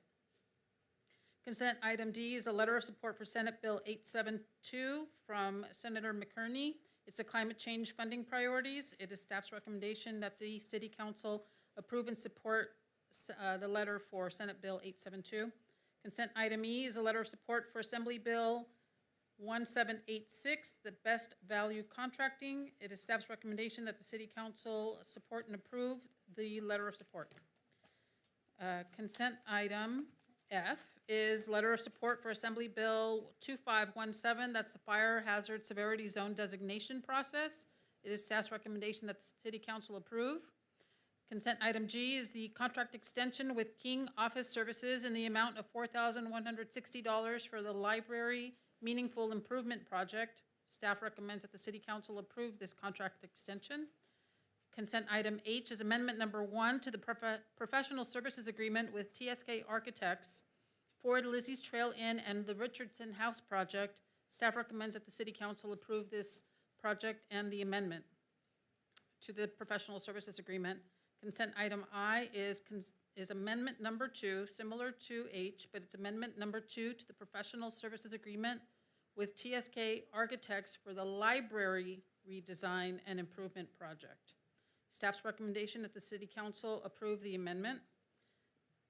Consent item J is Resolution 26-26. This is approving a supplemental budget appropriation from the fiscal year 2025-2026, the Facilities Maintenance Internal Services Fund Reserve, an award of contract to Eco Energy Solutions, Inc. for the City Hall Complex 150 kilowatt generator replacement in the amount of $330,563. Staff is recommending that the City Council approve. Consent K is the award of construction contract to All Pro Custom Pools doing business as AP Engineering in an amount not to exceed $625,313.11 for the Lima Street water main replacement project. Staff recommends that this award of contract be approved. Consent item L is the revised West Grandview Avenue Traffic Study, Intersection Control Recommendations, and On-Street Parking Management Plan. Staff's recommendation is that the City Council approve the plan. And lastly, the General Plan and Housing Element Annual Progress Report. This is a receive and file report, and staff is asking that the City Council direct staff to submit the annual progress report. Madam Mayor, this concludes my lengthy presentation. Staff is here for any questions. All right. Do we have questions on item number A? Item number B? Item number C? I just have a question. Could you please let us know more about the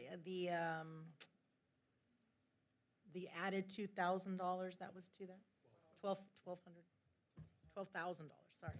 Madam Mayor, Finance Director Wong is here. Good evening, Madam Mayor and members of the council. So the added $12,000 is for the Measure W audit. Measure W is a new funding for safe and clean water, and basically it's a funding derived from parcel tests. It's 2.5 cents per square foot parcel test on the impermeable land to fund stormwater infrastructure. Basically, any land that has no, any land that has already have a structure, basically all the built-out land, that will be assessed this parcel test, and then it's funding for this any storm drain project. And because it's a new funding, the first audit was performed in the year of 2023, June 30, 2023. The audit is actually performed in the year afterward. So when the proposal was presented by RAMS, the audit firm, this funding was really new, so they did not really propose for this audit. This audit is every 3 years because the city gets annual funding about $150,000 a year, and the requirement of the audit is every 3 years. So the next audit is 3 years from June 30, 2023, so it's June 30, 2026. The audit performance is in the 26, 27 years, which is the coming budget year. Thank you so much. Okay. I have a follow-up, actually. So you said that the Measure W funds are required to be spent on storm drain projects? Yes. I don't think Sierra Madre has purview over our storm drains. Isn't that the sanitation district? So what do we use those funds for? We could use for any projects that are related to water projects, like to clean the waters out. For example, cities will use it to build like underground reservoirs, and we can also pool funds with neighboring cities to do storm drain projects. So. Okay, so not specific to storm drain, but even water that might end up in the storm drain. Correct. Thank you. Any projects that's approved by the LA County Department of Public Works. Thank you for that clarification. Thank you so much. I don't think any other questions. All right, how about item D? Madam Mayor? Yes. So I had a question about this law. So what's really at threat here? I mean, what happens if the subsidence happens around the State Water Project, and what impact does that have to Sierra Madre? Good evening, thank you. Good evening, Brian Dickinson, Director of Public Works. Madam Mayor, Mayor Pro Tem, members of the council. So what would affect anything with the State Water Project serves basically farmers up in the Central Valley and then all of Southern California.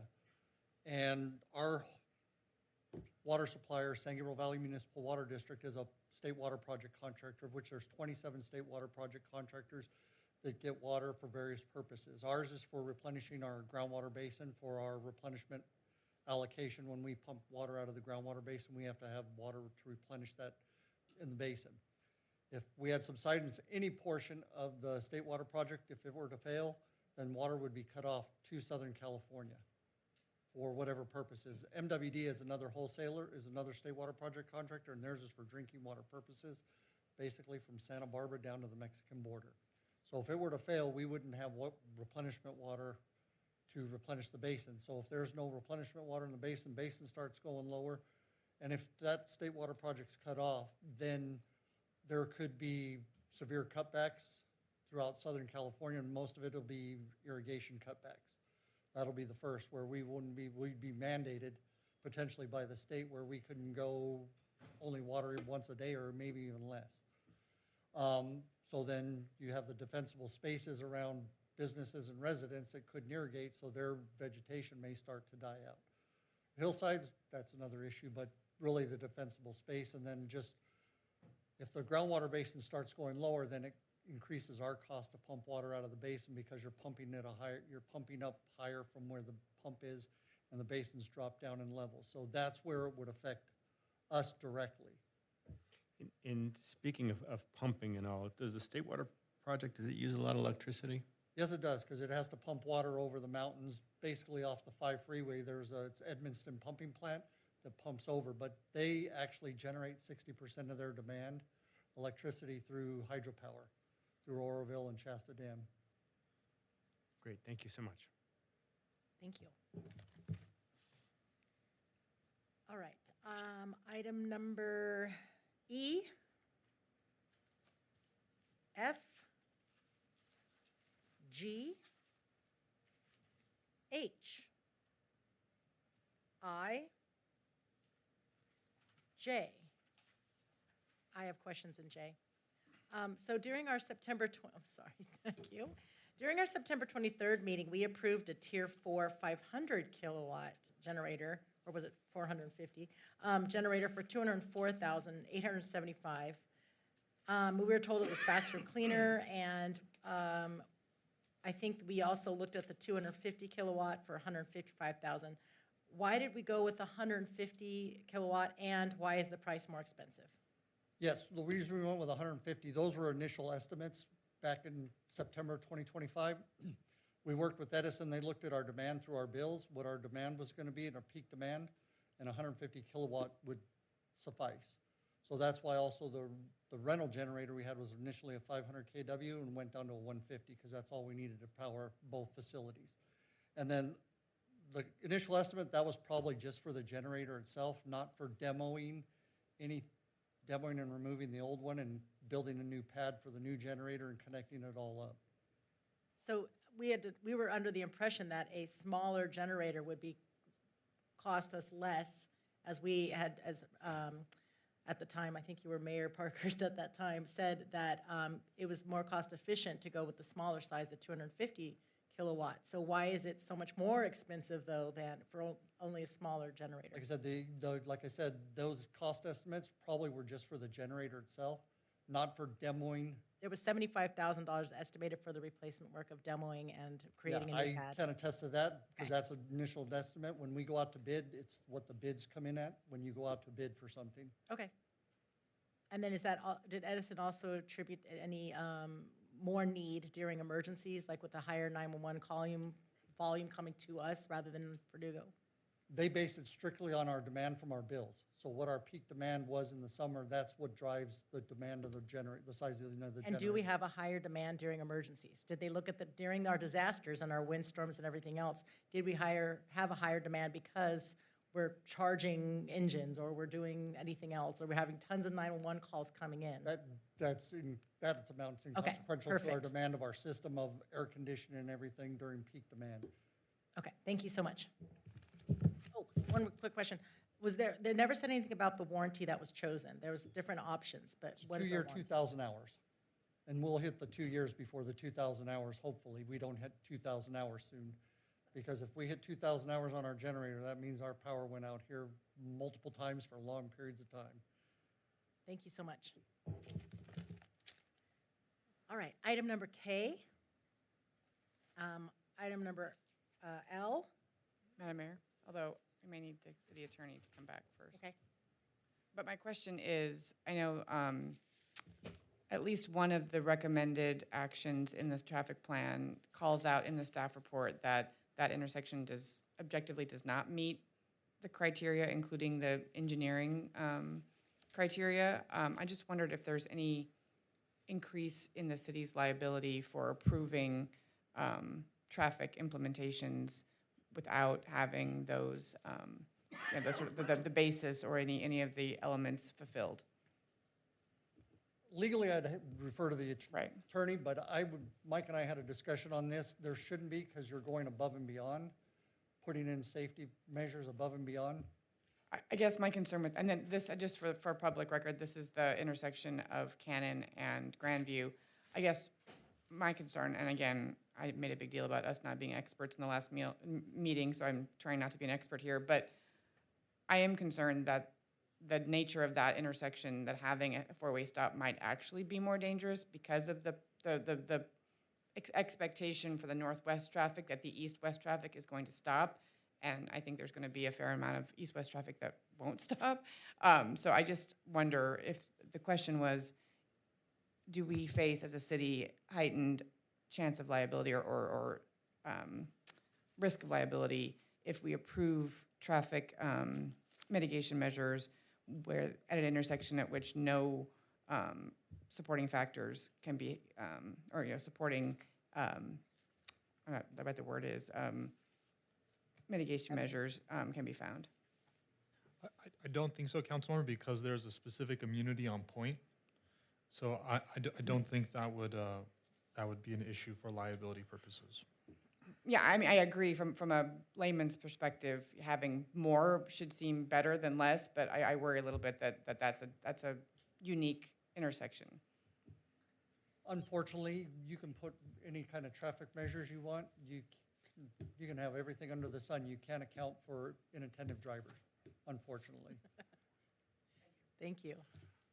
I have an additional question on item L. So recommendation 4 is adopt on-street parking management plan for West Grandview Avenue, enacting peak hour no parking restrictions on the south side of the street from North Baldwin Avenue to North Mitchell-Linda Avenue between the hours of 7 a.m. to 10 a.m. and 2 p.m. to 5 p.m. Monday through Friday. So my recollection was when we had discussion, and I know you weren't here then, was that we heard from the Wildan engineer that, and from residents, that actually it's recommended to not have parking restrictions because the choking of the street actually acts as an accident mitigation measure. People tend to slow down and drive safer when the street becomes more narrow.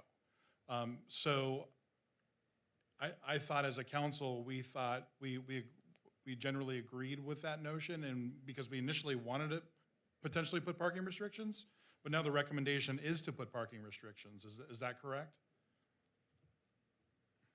I was just bringing back the aspects of the traffic intersections, because that's what was conveyed to me when I started, was Okay. that was the concern, was the initial analysis showed no stop signs at the various intersections, and that's what I was bringing back. And just to add to our Public Works Director, we felt as staff that we were being responsive to the City Council's direction based off of the meeting that we had back in the fall. However, if the council's preferences have changed, this would be an opportunity to make those adjustments. We don't have to implement these restrictions. Should we pull this one? Yeah, I think we should pull it, because we actually did say we didn't agree with the parking restrictions. We agreed with the other four thing, but if you look back at the documentation and at the video, you're going to see that we didn't agree to, we didn't want Sure. to change the parking. Yeah, and we can pull that as part of the recommendation if that's the council's pleasure. Or can we just proceed with that? Well, we would have to have a discussion on it. Oh, I see what you're saying. Can we change it to discussion at any point now, or does it have to start Well, that after way? public comment, we can discuss. Okay. Yeah. Okay, we'll pull it to public, to discussion. All right, so let me go back to my notes. So we are now, questions on letter M. All right, so let us pull item L to discussion.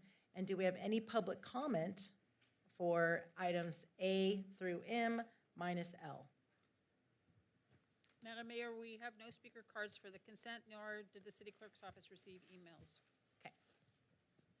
So I would recommend that we move it to the first item on discussion items. So let's go ahead and look for a motion to approve items. Madam Mayor, if while we're moving things around, can I ask, I'm fine with having item L as the first item of discussion, but could we move item C on the e-bikes to the first one, or to after item L? I think it flows well between that and then talking about parking. Yes, except we do have public speakers for the next item. I don't know how much longer. For which one? For the parking study. Okay. Then how about we also have public speakers for item C. Well, we can't speak about the other items, right? If they're not in that same agenda item, we can't cross over. So should we just make those ordered? I'm just thinking the conversation, I'm not trying to link the two items. I'm trying to think is that we talk about e-bikes, then we talk about parking. I think there's a flow in that, in the way when I read the staff reports. I think that's neither here nor there. I think he just wants to reorder the. That's all I wanted to do, is reorder it. Okay, sorry.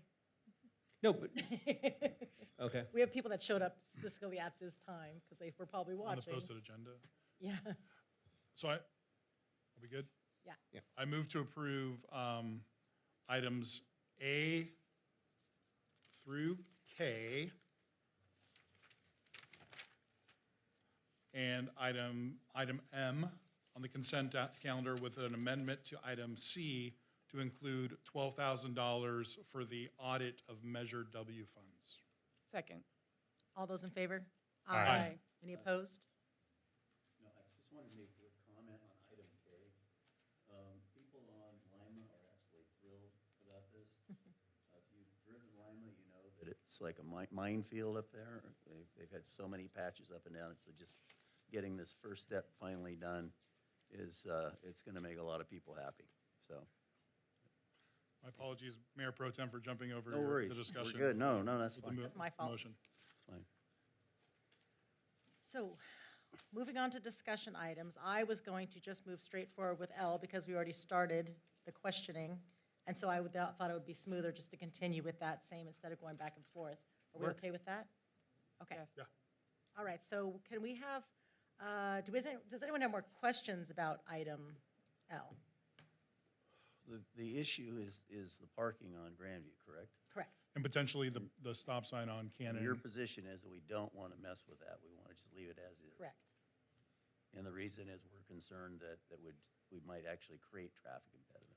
Create speed. Speeding in a already Wait, we narrow. didn't do discussion yet, Sorry. we're still in questions, sorry. Have we received any expert testimony to the fact, did that happen during that meeting? I don't recall. From the Wildan engineer. And Yes. the Wildan engineer did say that? Okay. Just need to refresh my memory. Do we have any public comment for item L now in discussion, what do we call it? Item A1? No speaker cards. I believe you Oh. do. I think he turned it in, too. This is for L?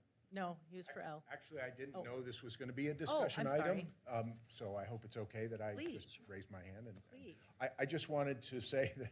Hey, could you state your name for the Sorry, record? John Lloyd, Laurel Avenue. I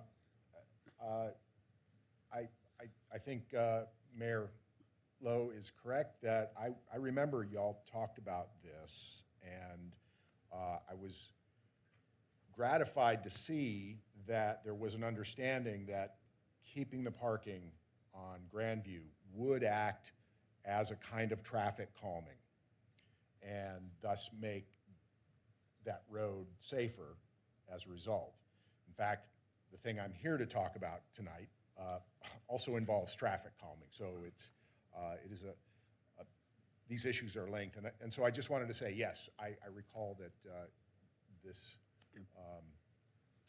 council did want to keep the parking, and I support that. Thank you so much. Is there any more public comment? All right, let's open it up for discussion. So I can start on the Grandview. So I have a front row seat to that. Which Grandview? This Grandview and Cannon. Four-wheel Oh, yeah, they're both This is Grandview. both- East this is for the Grandview. Four-wheel stop, right? This is the four-way stop. And I can tell you, I can see people that stop on Grandview at Cannon thinking it's a four-way. So I don't know that we're going to create a whole lot more confusion there. I think we will create more safety. Do I need to recuse? We'd have to determine whether the public generally exception applies. I think you probably would have to recuse here because the public generally exception would apply to 15% or more of people in the city, and I don't know, I just don't know if this parking study is going to impact 15% of residents. I'm sorry, I don't follow, because for me, the potential conflict of interest is not the parking, but the stop sign. And I'm happy to recuse and speak as a member of the public. What we did for this last time was you excused yourself, reclused yourself for just that part of the item. We discussed them, and then you did come for public comment as a resident. Right. And then you came back, but you didn't vote or comment in discussion on this item. That's right. Thank you for the reminder. So my apologies for No. discussing on the comment on it. Well, okay, since we have already kind of started it, I think probably it's best now, council member, if the circumstances haven't changed, for you to just disclose your conflict, which is probably your home, which is in proximity of that stop sign, and then step off the dais and recuse yourself. And if you have public comment, you can come to the podium. If not, we'd ask that you step outside. Do we need to split it into two items or not? We didn't last time. What are the two items? I'm Well, sorry, just the I'm- other items. West Grandview and East Grandview. Well, there's that's, more. That's There's other that's up to the other- council if you want to split the conversation. No, I'm okay with it not, because last time we didn't, and we actually had 4 stop signs or stop-related items and the parking. So we did not do that last time. All right. Well, if the council wants to keep it as one unified item as opposed to bifurcating it, then I think you'll have to recuse yourself from this item. Great. So just again, for the record, I live at the corner of Grandview and Cannon, so I'm going to go and step out and recuse myself from this item. Would you like me to reopen this for public comment before we discuss? Okay. We do have on record your public comment from prior. And we Thank you can so treat his statement just now as public comment. Yes, I agree. It was factual. Yes. So are we going to continue on this, Discussion, yeah. on this stop sign? Why don't we take it in order? How is it Okay. presented? Let's see. Let's do, There's 4 items. there's the stop signs and the traffic. Should we do the traffic first, since we already have public Do we have comment on to the go- traffic? Are we going to go back and go through the whole item? Or? No, we're going through two. which items we're approving and pretty much not approving. I thought only one thing was at issue, the parking. There were 2 things. There was the stop sign. Councilmember Creeves brought up the stop sign at Can we Cannon. just look at those 2 issues? I'm thinking, yeah. I was concerned about the stop sign because it didn't meet any of the findings or the application of the engineering judgment. It was really completely an administrative decision, and that just made me feel a little uncomfortable. Plus, I'm concerned about the line of sight at that intersection, and I do feel like there's a higher propensity for I'm either Running west, through it? I think it's westbound traffic. It's hard to see coming down the hill. So I'm worried about people's not stopping, but the people going northwest expecting them to stop. Now that it would be a 4-way stop. It's so funny, this was on the agenda, and then I didn't even know it was on the agenda, and I started going towards the intersection, and I literally slowed down to stop because I'm like, oh yeah, there should be a stop sign here. And it's just funny that I did that naturally. And though the one we added on the other part of Grandview, closer to Hermosa or Auburn, I still fly through that, and it's been there almost 10 years now. Like, I almost fly through that one, so. On Sunnyside? No, on Grandview and Auburn, right above the school. Oh, yeah. Chief, can we get a unit? I haven't, but it's still like, oh yeah, there's a stop sign here now. But that one seems natural to me. I think I was in the car with you when he almost. Yes. Anyway, I'm not opposed to it, but that was my concern. I didn't really hear what, I heard what he said, but what was Public Works Director Dickinson's opinion on that? That people, I think it was that it's okay, people tend to not pay attention anyway? Was that? No. Or, I think he was saying that, that people, you can put up a four-way stop and people still might not stop. No matter, even if it is, even there is Even if it was evidence-based evidence, and okay. everything else, Yeah. studies show this, there's still the chances I didn't that want to people put will words go in your through mouth. it. So I want to be clear on this, though. What we're being told is that there is no real safety benefit by putting stop signs in. No, we were told that there's not the evidence findings to attribute to this, but we told them during our last meeting that we see this as an intersection where kids cannot cross the street. Yeah, but And what so I'm we're saying putting is one that there. the- That's the same with Sunnyside. We're There were- being told by the experts that there's no evidence. That was that way it's- back when. We argued against that and all voted to I know. change these ones. Well, Yeah, no. so I don't think it was- That's actually not true, because the new study came back and said that there's no support, really, for putting a four-way stop. But it at still this. recommended it. No. I thought it said this The one. staff yes. recommended it, but the report had no findings for that intersection. But staff recommended that we do an administrative overrule, essentially, for that. That's the way I read the report. Is that? And that's correct, because that was the direction that the council gave us. So, Mr. City Manager, do we have any information? I know it's probably in here in the study. I didn't call it out, but any accident frequencies or near misses of pedestrian police reports or anything like that? Yeah, I haven't, converted that to memory. That information probably is in the report. In the staff report, it said, the study recorded low volumes and one correctable collision. I don't know what correctable means, but the intersection did not meet the rigid California MUTCD warrants for an always stop, and Willdon recommended only upgrading the existing crosswalk and ramps. And but staff recommended that council exercise its administrative authority to override the study's stop sign findings. And staff already put the laddered crosswalk in like almost immediately after that first meeting. And if you recollect that when they did this study, the locations they took the speed limits were right after the other stop sign and not where the speed starts to gain near the dip where people really start to speed up and where there have been multiple accidents of people flying into houses right there because the speed is so high. Yeah, I mean, there is not a stop sign for 1 mile. So between Baldwin Avenue and Santa Anita on Grandview, not a single stop sign. And that's a 1 mile stretch. And I would say that's one of the longest stretches in the city without a stop sign. Maybe there's on Orange Grove as well. The speeds get pretty high too, going eastbound. So, we're not experts here on traffic mitigation, but just common sense would say maybe it would be an appropriate place to have one. And we also went through this with within a crosswalk that we placed and a four-way stop on Mountain Trail and Highland when it wasn't recommended, and we knew that it would benefit the students. Because the of middle findings, school.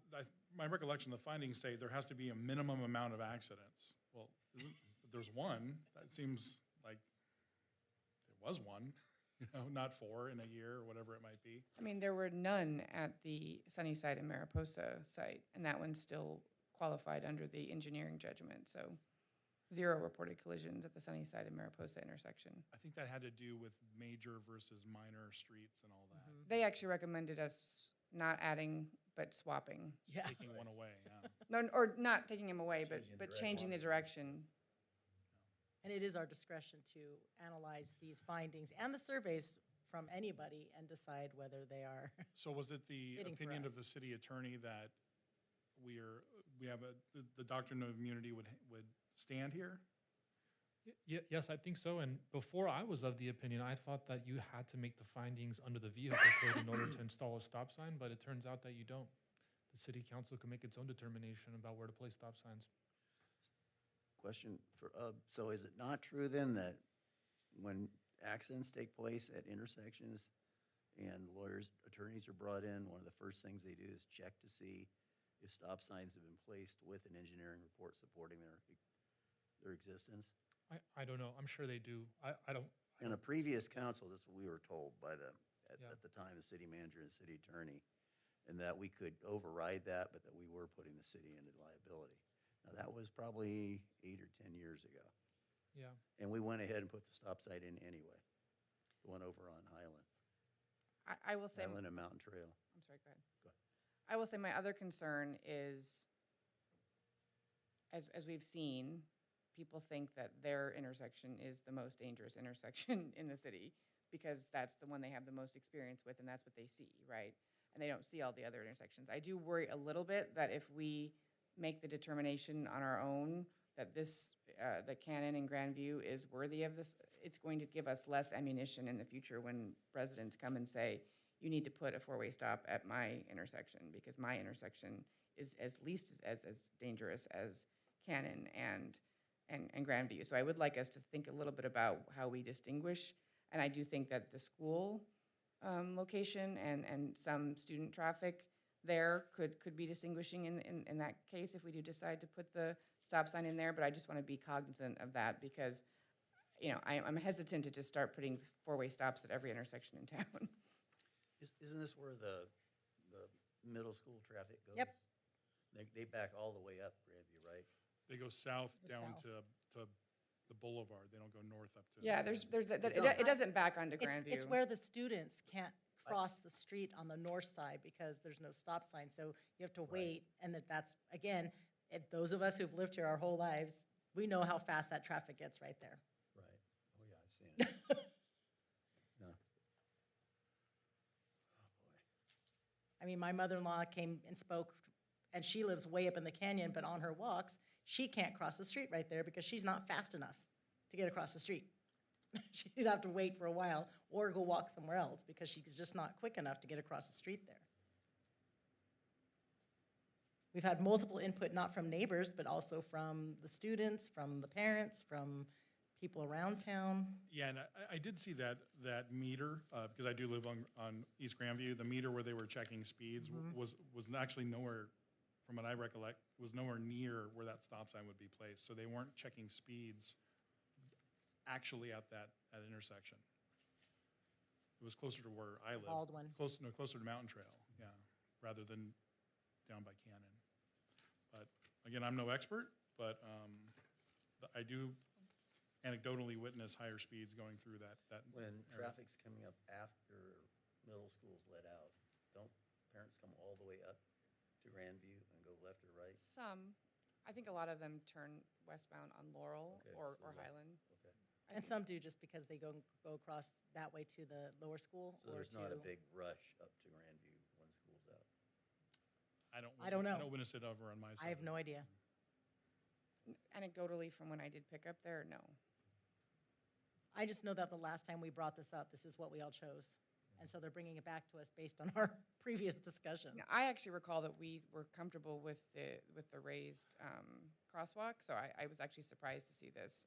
My recollection four-way was stop. the same. It was mitigation measures that were within the scope of the traffic study. What they recommended was the laddered, maybe raised crosswalks, but definitely the laddered crosswalk and more signage. And that happened. So we probably should have looked at the previous meeting, because I just looked at my notes, I didn't look at the recording. That's what my notes had said. I mean, I don't think it matters because we can make a decision. Yeah. now. Yeah. But I mean, for staff's presentations, it'd probably be easier if we did that. So I'm hearing that two do not want to, okay, I'm just curious, how are we moving on this? I'm in support of a four-way stop there as well as Sunnyside and the other locations that were recommended. Well, the other one that's new was actually Mitchell Linda. We worked with Pasadena, and they're going to, which is pretty exciting too. But yeah, I'm not a no. Definitely, my fear is kind of is what Councilmember Creeves is. People driving on that street for so long and people expecting people to stop and people not stopping and then actually causing an accident. But we did a pretty good job with Orange Grove and Mountain Trail. I was going to say that too. With the light. Because that was a hooded light. concern we had there as well, that people Yeah. were not used to, and it was so close to the. I don't think we've had an accident there since it's been placed. So, I mean, that eases my concern. And that's, that's my intersection. I'm closer to that street, and I actually adapted much quicker than I thought I would to that stop sign because I was also used to not stopping there. What are your thoughts, Mayor Pro Tem? That case years ago, I'll never forget that night because we had probably a dozen mothers with their kids come up and one at a time talk about anecdotally each instances that they had there at Highland and Mountain Trail, near-death incidences. And so at the end of the evening, we were going to vote unanimously for that, come heck or high water. So tonight, I don't see the compelling reason to put a stop sign there the experts aren't telling us is needed. So do you not remember all the letters and all the commentary that came up when this came up? Well, what compelling evidence did we hear? I'm trying to remember now. We had multiple parents come up and say that their students cannot walk safely because of that. There's not an ability. Yes, on this one. On Cannon and? Yes, on Cannon, this one. Cannon and My Mountain. mother-in-law wrote a letter. You had multiple residents in the area, older patient people, saying they can't cross that quickly because of the speed. You had one resident who wrote in saying something about her house being an issue because people crash near the bottom because it gets too fast. Mayor, could I request a continuance on this item? Sure. Because as I'm looking through the law here, I know design immunity wouldn't protect us here because the engineering design doesn't recommend this stop sign. And then the other immunities I'm talking about with regard to traffic signals generally protect the city when we don't have a traffic signal in place and someone rolls through and causes an accident. But as it relates to Councilmember Goss's question, what if you actually you install a traffic signal where you didn't have one before? Can you still apply that governmental immunity? I'd like the opportunity to research that question. And refer also to our other stop signs that we did that before, because I think there was research done on that as well. I think it was you. I think you did Highland. All right, so we'll go ahead and continue this item if that's okay. Do we have to continue the whole item or just that item within the item? That's a good question. That's up to the council. I mean, that's the only one that there was no Consensus. justification for. There was no, I keep forgetting the word, no evidence or. Findings. Yeah, findings, I guess. Is probably the right I'll word. move to support the item minus the stop sign issue at. But are we changing the we no haven't talked about parking? We haven't changed the parking. parking on. Change the parking on the south side. Oh, of we got to change Grandview. that too. Okay. Is it a consensus of the council? I don't. That's my recollection wholly, yeah. We should call. So Robert then back he can in. vote on Yeah. the rest of it. Yeah. Can you hear me out there?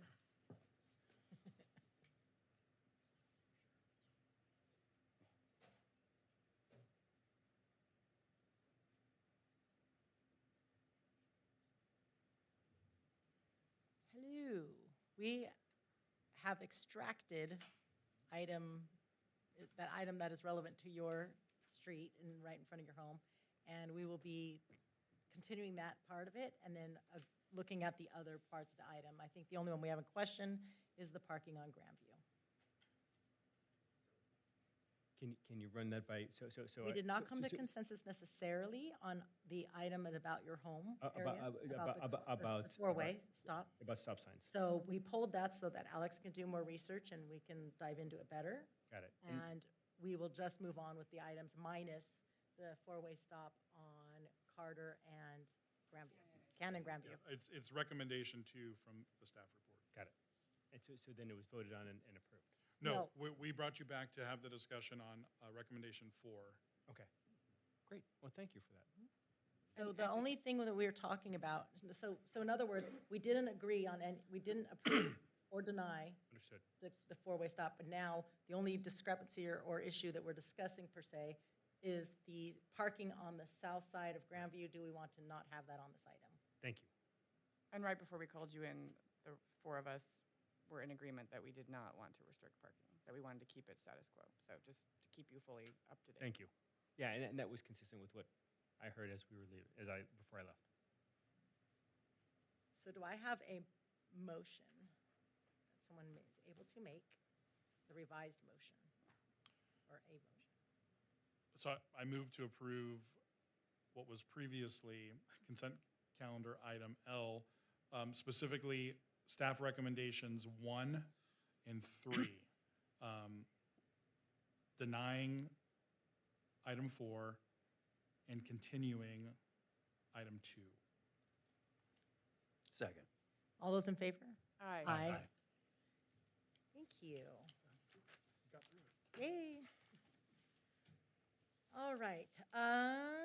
We have discussion item A, revised West Grandview Avenue traffic study, intersection control recommendations, on-street parking management plan.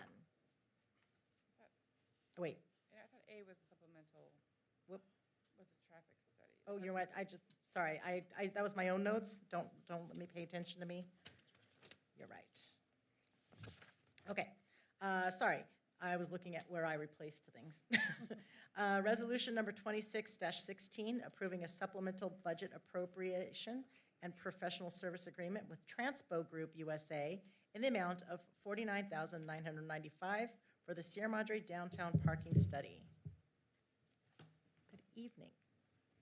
Good evening, Honorable Mayor and City Council. The item is for consideration, and staff recommends that the City Council adopt the resolution number 26-16, approve the agreement, and authorize the city manager to execute documents. Planning Director Claire Lynn, Dan McKinney from Transpo Group, and I are available for any questions. And just to add, this item came back to the council. You may recall several months ago, the city was considering starting a pilot program for downtown parking in response to, I think, the feedback that the council received from the public about installing the parking poles, as well as additional concerns about turnover and parking in the downtown. The city council directed staff to come back with an RFP for a downtown parking study. We completed that process. And as a result, we're recommending award to Transpo Group this evening to conduct that study. And the consultant is here if you have any questions related to the study, but we're happy to answer any questions. Go ahead. Madam Mayor? Yes. So does the parking study include all forms of transit parking? Is it just cars, or does it include bike parking? I believe the scope of work that we submitted was just for vehicles.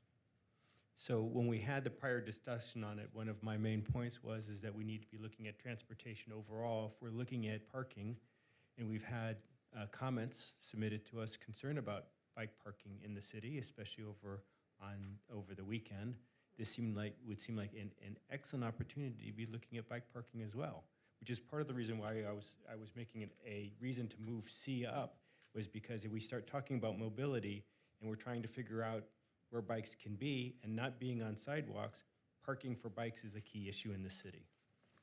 I'm sorry, I'm Discussing.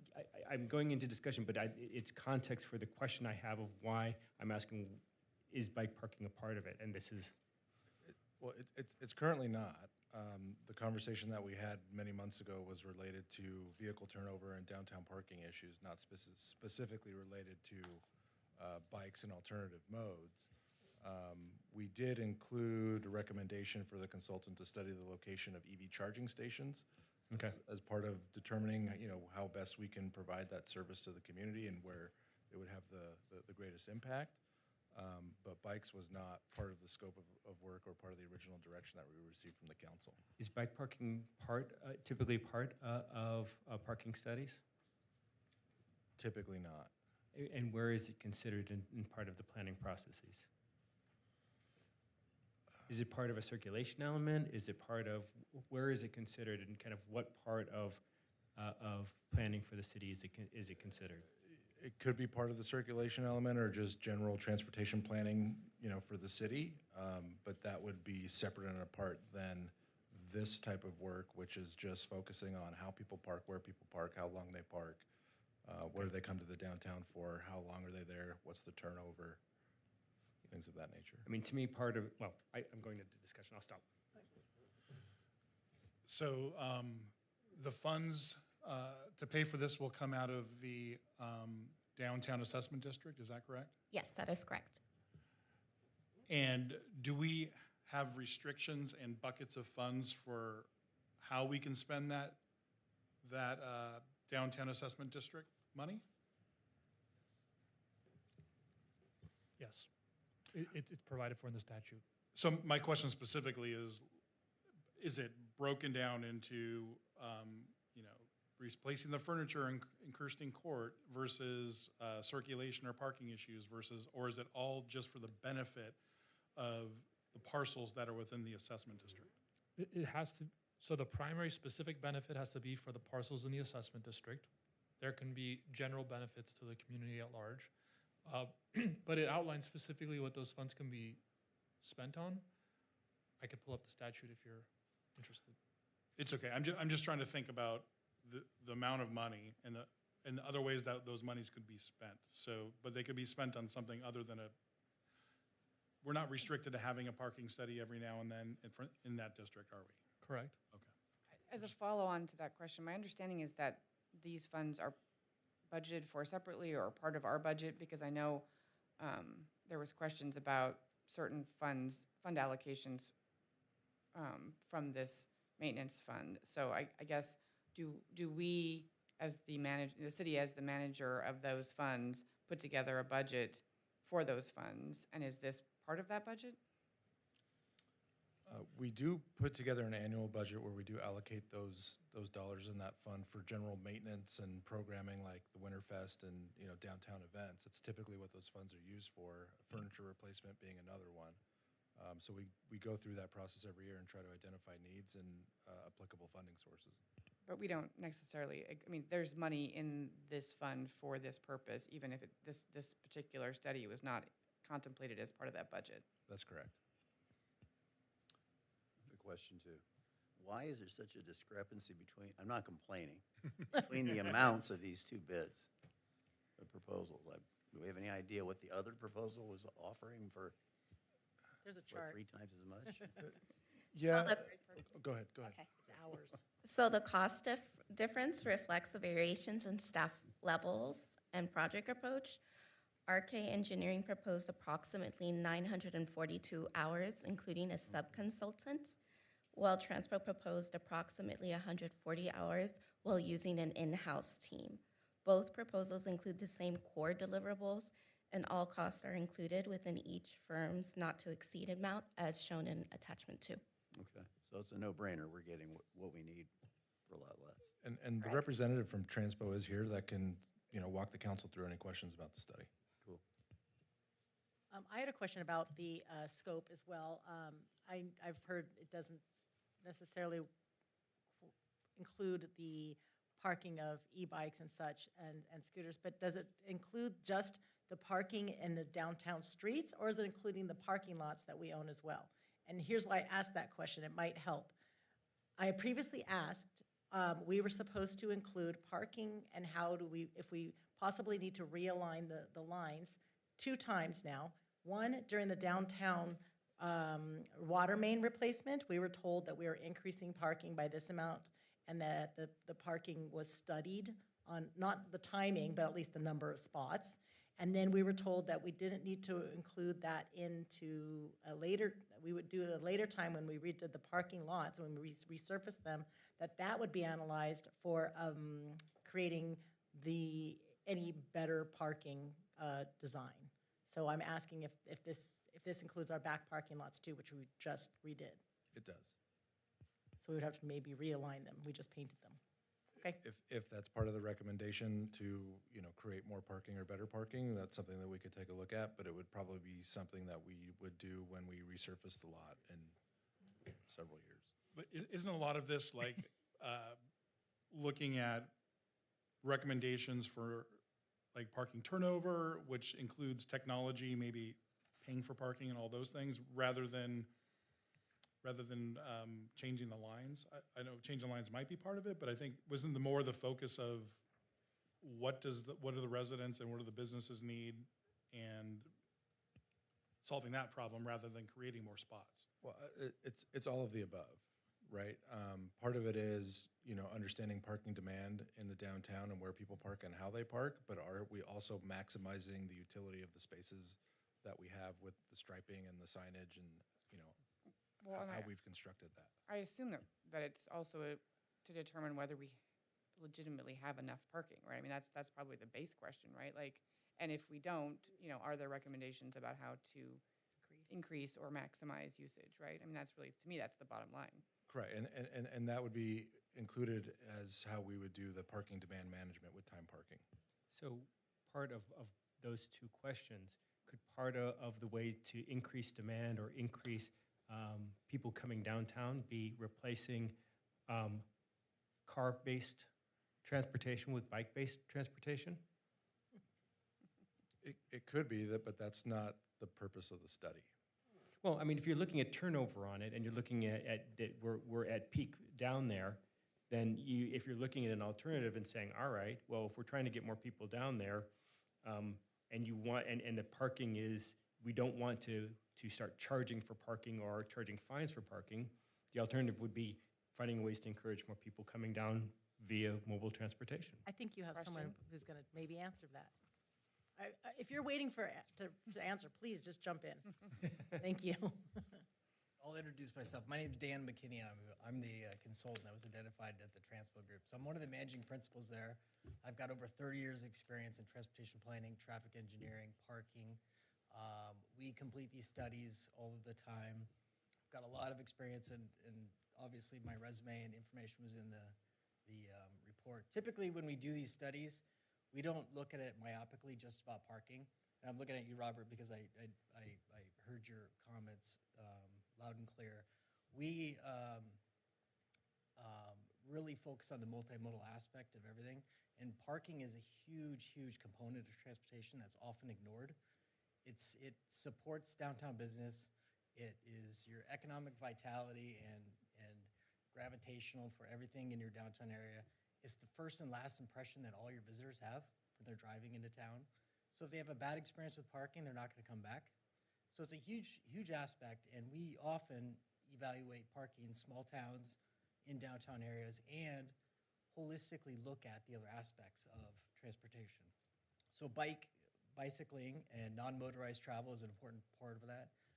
The scope in the itinerary, or at least the RFP, didn't identify specific bike aspects. That's always in consideration.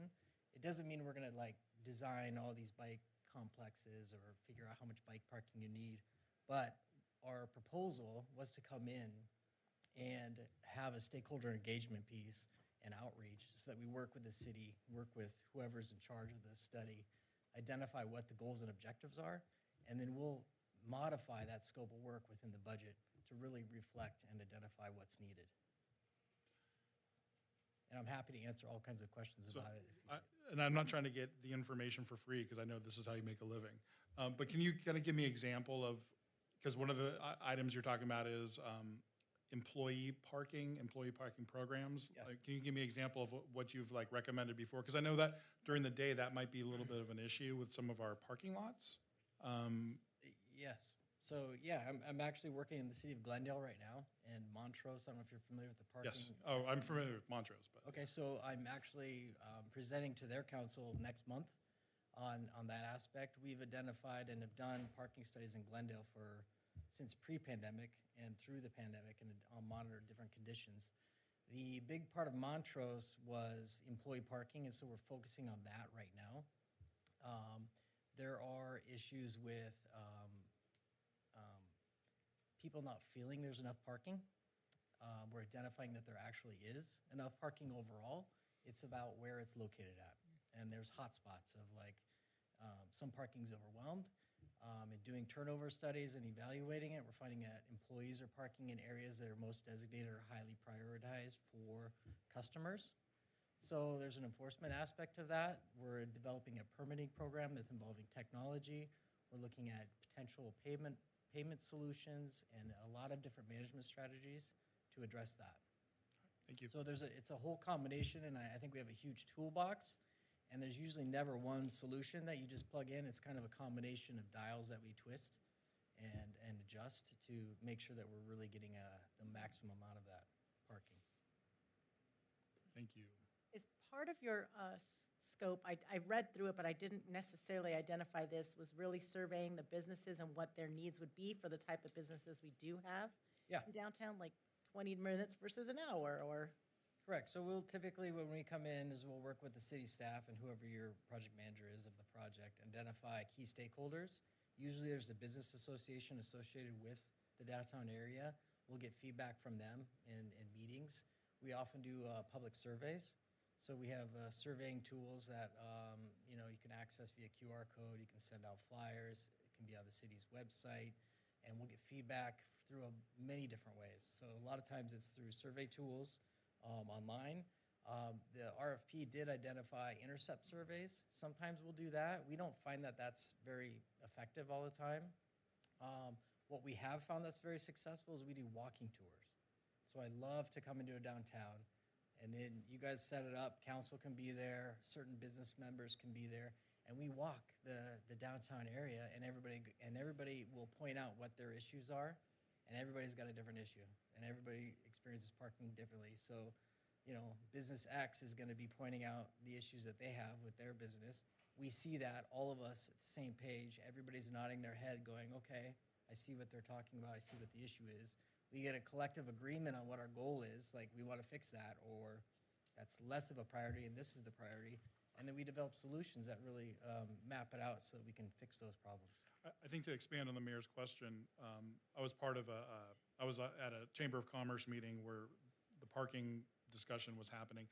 And unfortunately, there were only a couple of the retailers there. There were some other professionals, but a couple of retailers. And one of the retailers' concern was 20 minutes doesn't seem like the right amount of time, but she said, I don't know what the right amount of time is. So I think this is one of the reasons we would want to hire somebody, is to have an opinion, maybe data-based and data-driven, on maybe it's 35 minutes or maybe it's 40 minutes, rather than just every spot being 20 minutes. Is that a service that you provide as well, like a recommendation for Certainly, for the time parking? So oftentimes it's difficult to, if you're a small business owner in a downtown area, it's often difficult to get away from your business because you are so hands-on in evaluating that.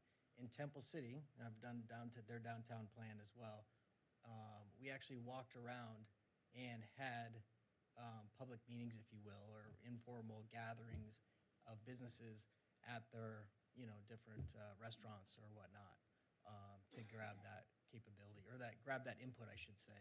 And so the time limit information we have expertise on that. We typically want to narrow down the number of time limits that you have or options that you have to avoid confusion. You want to make parking simple, easy, and effective for people to come. That's it. And so the more effective that you can have it, and the more easy people are to navigate to parking, find parking, the more they're going to come back, the more they're going to spend money, and the easier it is to enforce, and the less complaints the city gets. And we have limited resources, and we've had trouble with having a full-time enforcement officer. Do you give recommendations on peak time on when we should do enforcement, or how we should do enforcement as well? Yeah, I mean, there's education, engineering, and enforcement. We talked about a lot of how you stripe the road, how you sign it, how you enforce it, what type of enforcement that you use, the technology that you can use to be more efficient. So we get into all of that aspect of it. Thank you. This is for the city manager. Do we have any other, there's so many surveys that we've talked about. Do we have any other surveys for the downtown district? That's my first question about that. Not to my recollection. And my other question was more for our city attorney. We talked previously about the different types of entities, like a chamber of commerce, and then we have this downtown district. If this wasn't the downtown district that we manage, and it was up to the business owners, or I can't remember if it's the business owners or the parcel owners, that would manage that, they would be voting on this and picking this, right? We wouldn't have to do with this, or we would because it's our streets. Mayor, I think what you're saying is if this was a business improvement Thank district, you. could the nonprofit that manages the business improvement district commission the study? Yes, they could. Okay. Even though it's a public street, they're parking on it, it has to do with that area. Great, thank you.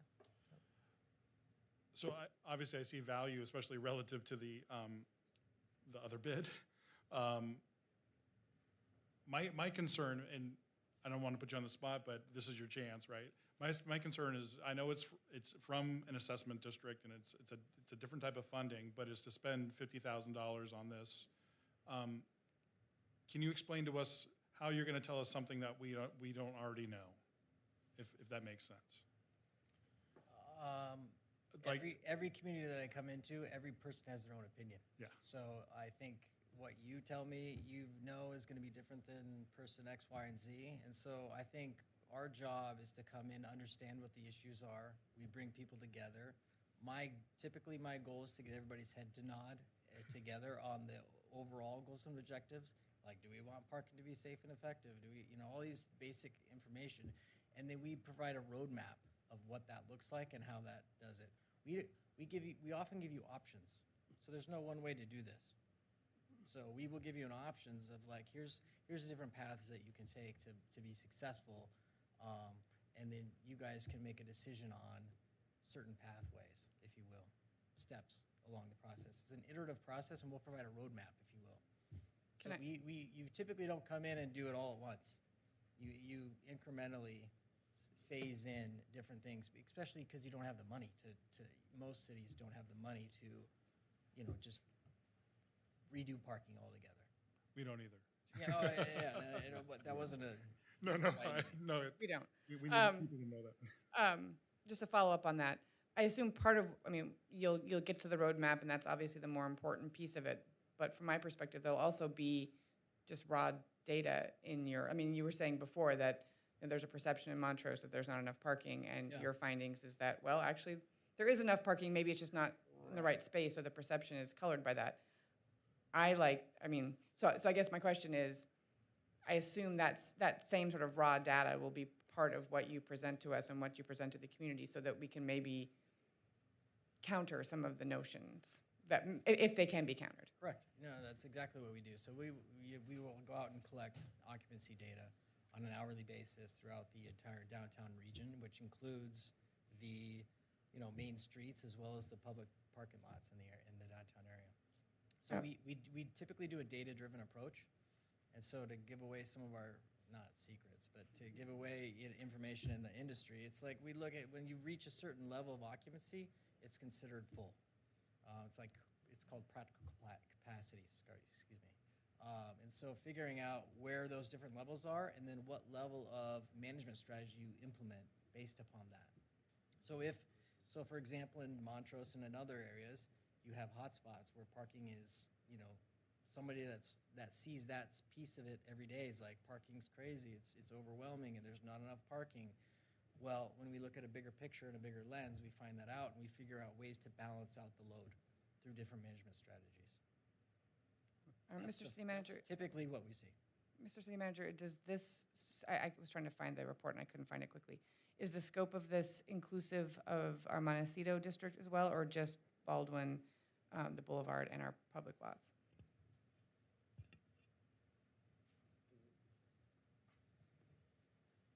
We provided the map. I don't recall No, whether the map was in there, but I want to say it includes what we consider the downtown district, which includes Montecito. I want to say it does. Yeah. Okay, thank you. I think I have a question too, and here's my reason why. I understand the cost of this, but then of course the implementation costs are something else.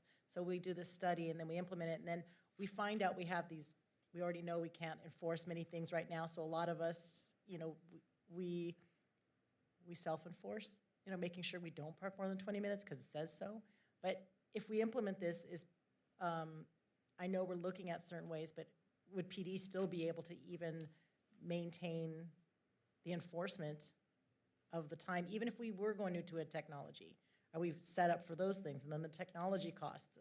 Have we analyzed, after we look at this company, have we looked at the other cities that have gone to this, and how much does it cost to implement after this study? I think it depends, on the solutions that are ultimately proposed as a result of the study. There are certain things that we could do that are more sort of low cost and maybe have an impact. We can change the signage. We can, zone some of these areas and put curb markings so people are aware of what the restrictions are. We can have better wayfinding so people can find access to more parking. When I walk through the downtown, some of the parking signs are so faded they're hard to read. So there are some low impact things that we could do that could potentially, show some improvement. But those things where we're talking about including technology or some revenue generating aspect of it, we would defer to the study or real world experience to really understand what type of revenue that could bring in that could then support more enforcement, which could then support potentially more revenue, and it's sort of the cyclical effects that come from that. And I really wish we had probably notified the chamber to be here tonight.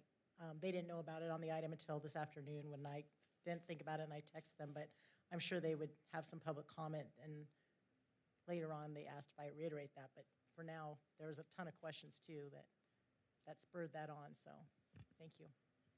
The chamber knows that the agenda comes out on Thursday. That's ridiculous. Yeah. They're all very, very, very veteran folks. They're busy setting up for the Wisteria Festival. Yeah, fair enough.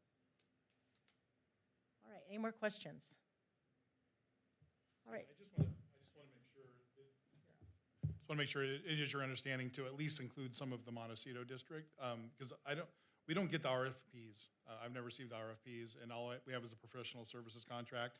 And I do appreciate that you tailored your budget kind of outside the RFP, because you said the RFP might not meet what you need, and here's what you need, which is impressive. So thank you for that. But is your understanding that it doesn't go that far, but going up Baldwin and then jogging over the Montecito will be included in part of this analysis? Because it is part of the assessment district.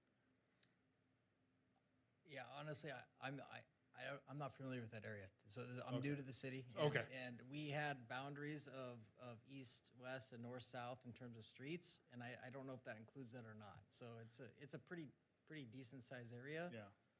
There is a parking lot on that street, so I'm assuming that at least that portion would be. I think planning director confirmed that it didn't. Again, it can be adjusted. Yeah, she confirmed. I'm It's sorry. confirmed. I She didn't was see right the- behind the podium. Yeah.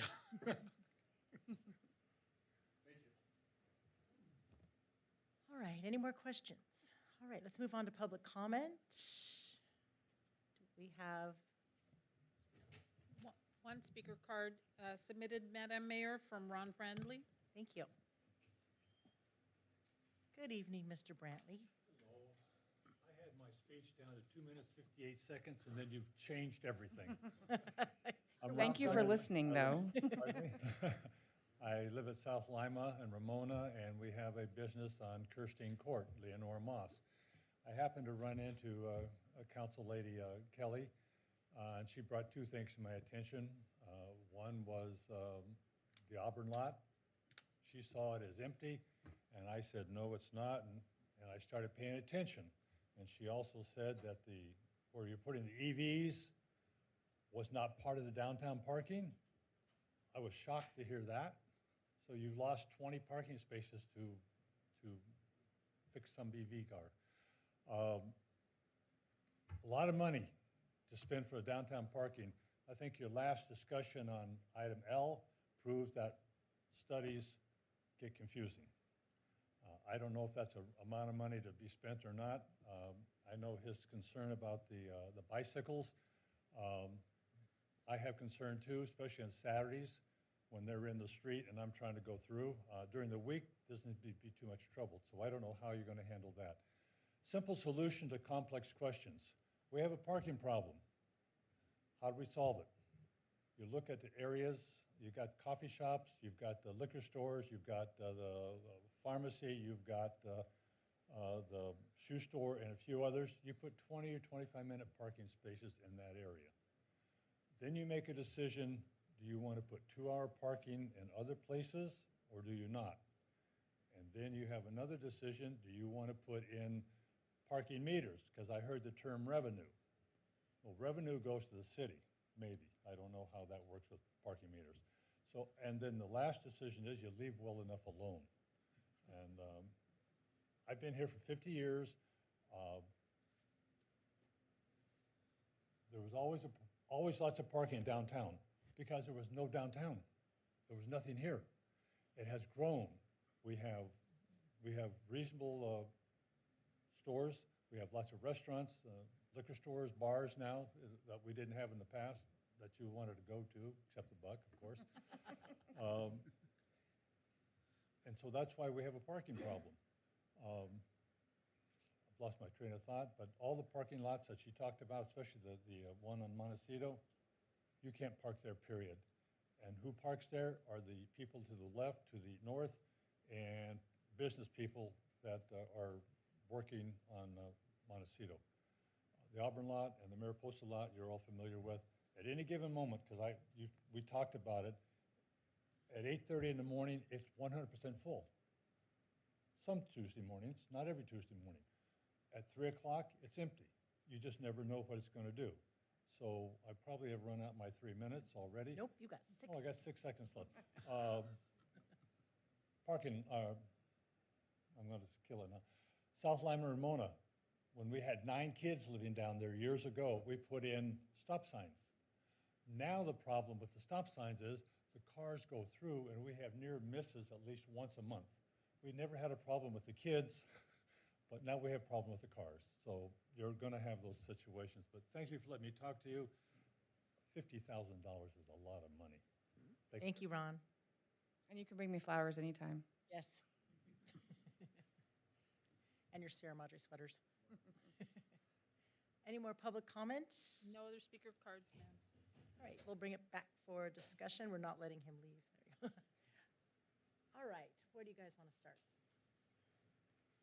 I mean, I can say I was with Mr. Brandley, and that was the nature of our conversation.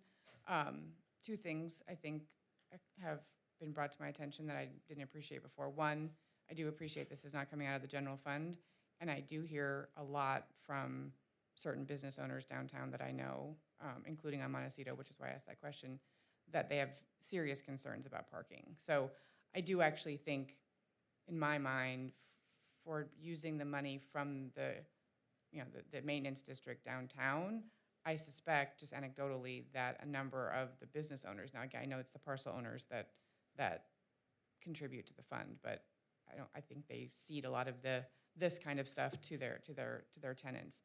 I think a lot of the business owners would appreciate at least just understanding, like, is it working? Is leaving well enough alone the best we can do? And maybe it is. But I actually would just like also to be armed with the data to say, because my perception is that there is enough parking, sort of generally speaking, and when people say there's not enough parking, it means there wasn't a spot right in front of the place they wanted to go at the moment that they wanted to go there. And that, to me, is not the problem that we should be solving, because that's almost impossible, if not impossible. So I would like to know, maybe there is enough parking, and we need to figure out, like Montrose, how to balance it so that people appreciate that there might not be a parking spot right in front of Leonora Moss when they want to go in there, but there might be one around the corner, and that's probably, sufficient. Yeah, so I'm the one that pulled this from consent a month or so ago. I wasn't convinced that I wanted to spend the money on this because, and I was just frank, and I hope it didn't offend. Like, just tell me, what are you going to tell us something we don't already know? But I know we don't know it, so that's the thing. As a consultant, I personally and professionally, actually $50,000 can go pretty darn quick, especially for something of this scope. So I see value in the pricing here for professional fees and hiring somebody within the profession to do something actually this large. So I think I got convinced because we can potentially improve our wayfinding, and we can potentially improve the way we encourage employees to park, all these other things that could alleviate during these peak times. And I heard a lot of things, looking at when you're full, assessing that, knowing if there is parking, if there's not parking. This is just something we can't have staff do. And it's probably something we should do for our downtown business district maybe we'll find something out that's very, very important and useful.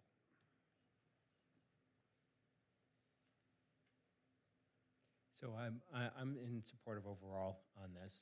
I'm happy to see that we're considering the EV component of it. I think to both Councilmember Krebs and to Councilmember Garcia's points, we don't know this until we actually do the research. We don't have the capacity to do it. I do think, when we do hear that we say there's no parking, having a better, broader view of that's really good.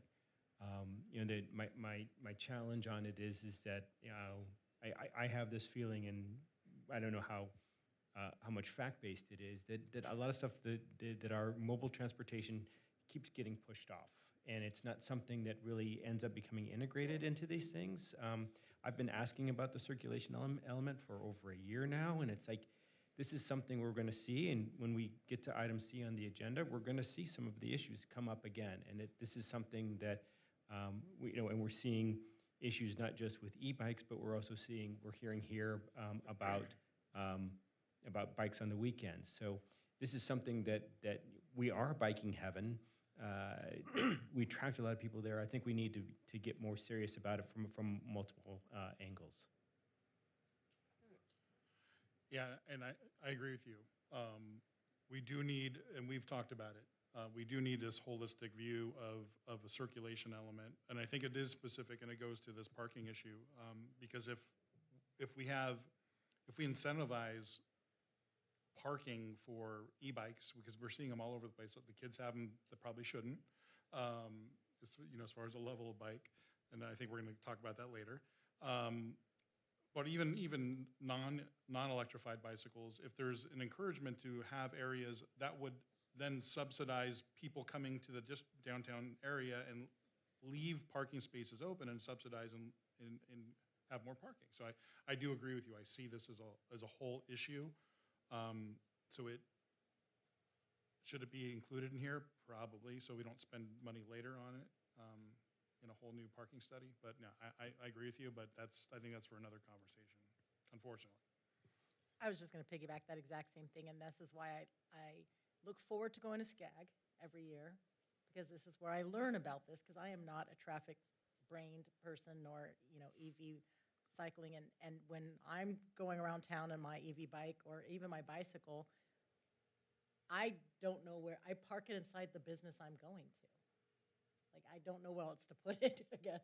And, or I hide it somewhere and I use the bike lock on something random, like a railway or walkway, which I'm probably blocking the walkway, which I'm not supposed to do. So I guess that I appreciate this holistic view, because I am kind of tired of, we just redid this and now we're going to do this, and all these different pools getting pooled, and it's not a collaborative, I guess, scope. So I kind of agree with that. I'm in favor of this. I wasn't necessarily in the beginning like you, because to me it seemed like a lot of money. But I do think that we have to do something, because it is becoming more of an urban issue. We want to build up the bottom, downtown Sierra Madre, and then what do we do if people can't get there? And it's true. I don't go to Old Town anymore because I hate parking there. So I won't go. I won't go to certain places unless I anticipate I'm going to pay for like Americana's parking, because I will not go there unless I just know I'm going to have to pay a lot. So I think it has value for all of us. And there's not a lot of parking, especially if I'm late for like a nail appointment or a hair appointment and I'm rushing and there's not enough parking. It makes me feel horrible and anxious. So I get there's not a lot of parking in our region. So I'm in favor. Quick comment. I don't feel like we're going to really reinvent parking in Sierra Madre, but I think marginal improvement goes a long way when you have limited resources. So in terms of spending $50,000, if this makes our businesses marginally more effective, we get a marginally improved attitude from people who come into town, I think it's a bargain. Because we really can. Unless we want to put in parking garages and really expand our parking capabilities, we really have our hands tied for the most part. I support this. Do I have a motion? I'll move to approve the resolution 26-16 and the professional services agreement with Transpo Group USA, and authorize the city manager to execute the agreement and related documents. Second. All those in favor? Aye. Thank you. Okay. Ordinance number 14, are we skipping, are we moving up the e-bikes? Did we decide to move up C? We do have a person in the audience to comment on it, so that would be nice. All right. We are going to item C, ordinance number 1591, amending chapters 10.04 for traffic regulations, and also for administration and enforcement, and for vehicle and traffic, and for traffic regulations, also for public parking and recreation centers, streets, sidewalks, and public places of the the Sierra Madre Municipal Code, to include definitions and regulations for electric mobility device. I don't think this was broad enough. Yes.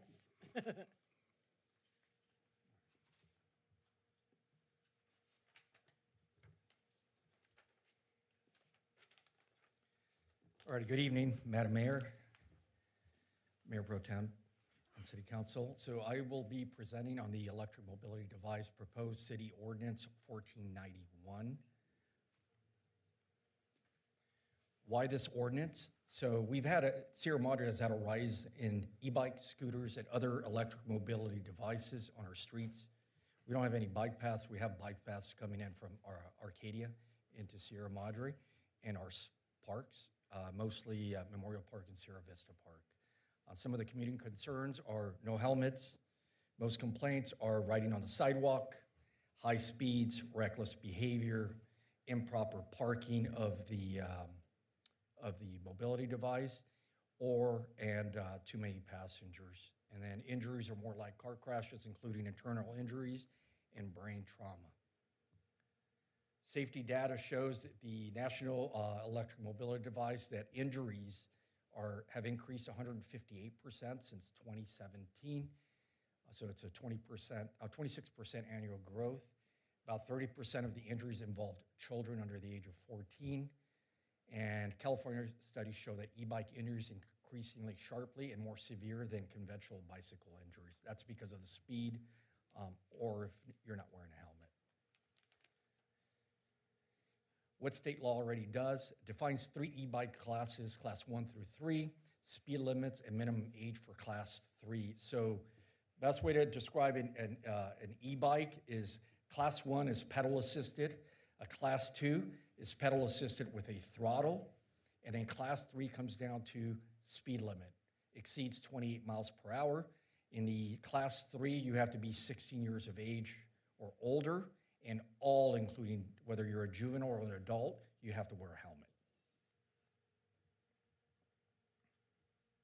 So what's an electric mobility device? These are the following. So some of the e-bikes look like motorcycles. However, they're electric. You have scooters. You have the unicycles or electric unicycles. You have the hoverboards, and then you have the another electric mobility device is the golf cart.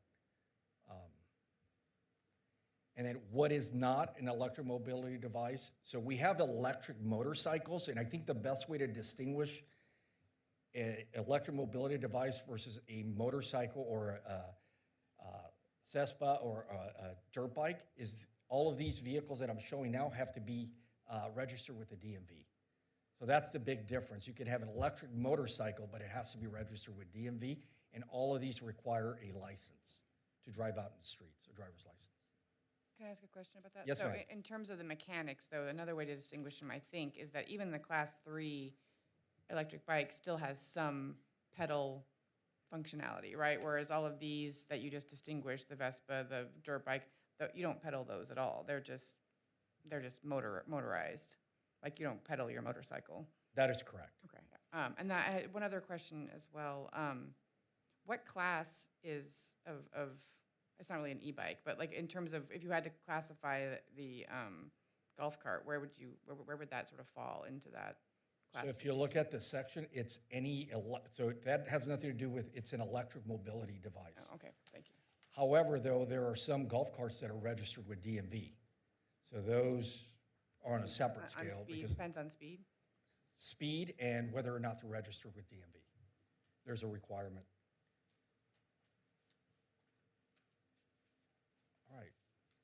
Rules of the road, electric mobility devices, which include, like I said, e-bike scooters, electric skateboards, segways, hoverboards, low-speed vehicles, which includes the golf cart, sidewalks, no devices on sidewalks. What I mean by central traffic is downtown area or any area in the city of Sierra Madre. They're banned from all sidewalks. Motorized scooters are banned from all sidewalk streets without bike lanes. So we don't have any bike lanes in our city. And from streets with 40+ mile speed limits, we don't have any streets here in Sierra Madre that are over the limit of 40. Helmets are required for all under the age of 18 years of age. However, there's an exception for class 3, and that's 16 years of age required, must wear helmet, and adults must wear helmet. So this is current law? Correct. Is this the laws that changed in January of this year? So I wouldn't say it's law, there's legislation, but currently in the vehicle code section, this is the way the 3 classes are interpreted. So motorized scooters are not allowed on streets without bike lanes? On sidewalks. On sidewalks. No, streets without bike. With streets without bike lanes. Motorized scooters are banned from all sidewalks, from streets without bike lanes, right? And from streets with 40-mile-per-hour speed limits. It's probably a typo there, but yeah, they're not allowed on the sidewalk. But are they allowed on streets, like regular streets that don't have a bike? So all e-scooters have to abide under 21-200 of the vehicle code. So they fall under bicycles. So they have to abide by all the rules of the road as a vehicle, meaning they have to stop at stop signs, tri-lights. They have to ride on the right side of the road. So they have to abide by all vehicle code sections under the vehicle code section. But if it's a typo, I just want to clarify, we do allow scooters on our streets because we have no bike lanes. We actually do have Correct. bike lanes, actually. We Really? should probably stop saying that. There's Where? one on Baldwin. Not like- on most streets, though. I mean, just, but it's a misnomer to say that we Sierra don't have Madre bike lanes. or One on Baldwin, I believe, coming into from Yeah, Arcadia, yeah. right? Oh. No, on Baldwin northbound from the Boulevard. And the boulevards are shared. Not from the Boulevard, I'm sorry, it's from Orange Grove. Boulevards share the road as well. And bike lanes. Yes. You Anyway, could ride I all mean, these it's- devices out on the street. But you Yes, gotta- ma'am. how do you Okay, get so to- then we should clarify Yeah, that. 'cause you could ride all it's like, these oh. devices on the street. You have to abide by the same rules of the road under 21-200 of the vehicle code, which applies the same application as vehicles. Drive on the right side of the road, stop signs, tri-lights, et cetera. All right. So the way we plan on moving with this, as far as enforcement approach from the PD, first violation, a warning to the subject or the juvenile. A second violation also of a warning. The third would be a safety training course. We're creating, or we already have a PowerPoint to go to all of our schools that we're ready to push forward with. We're just waiting for the adoption of this ordinance.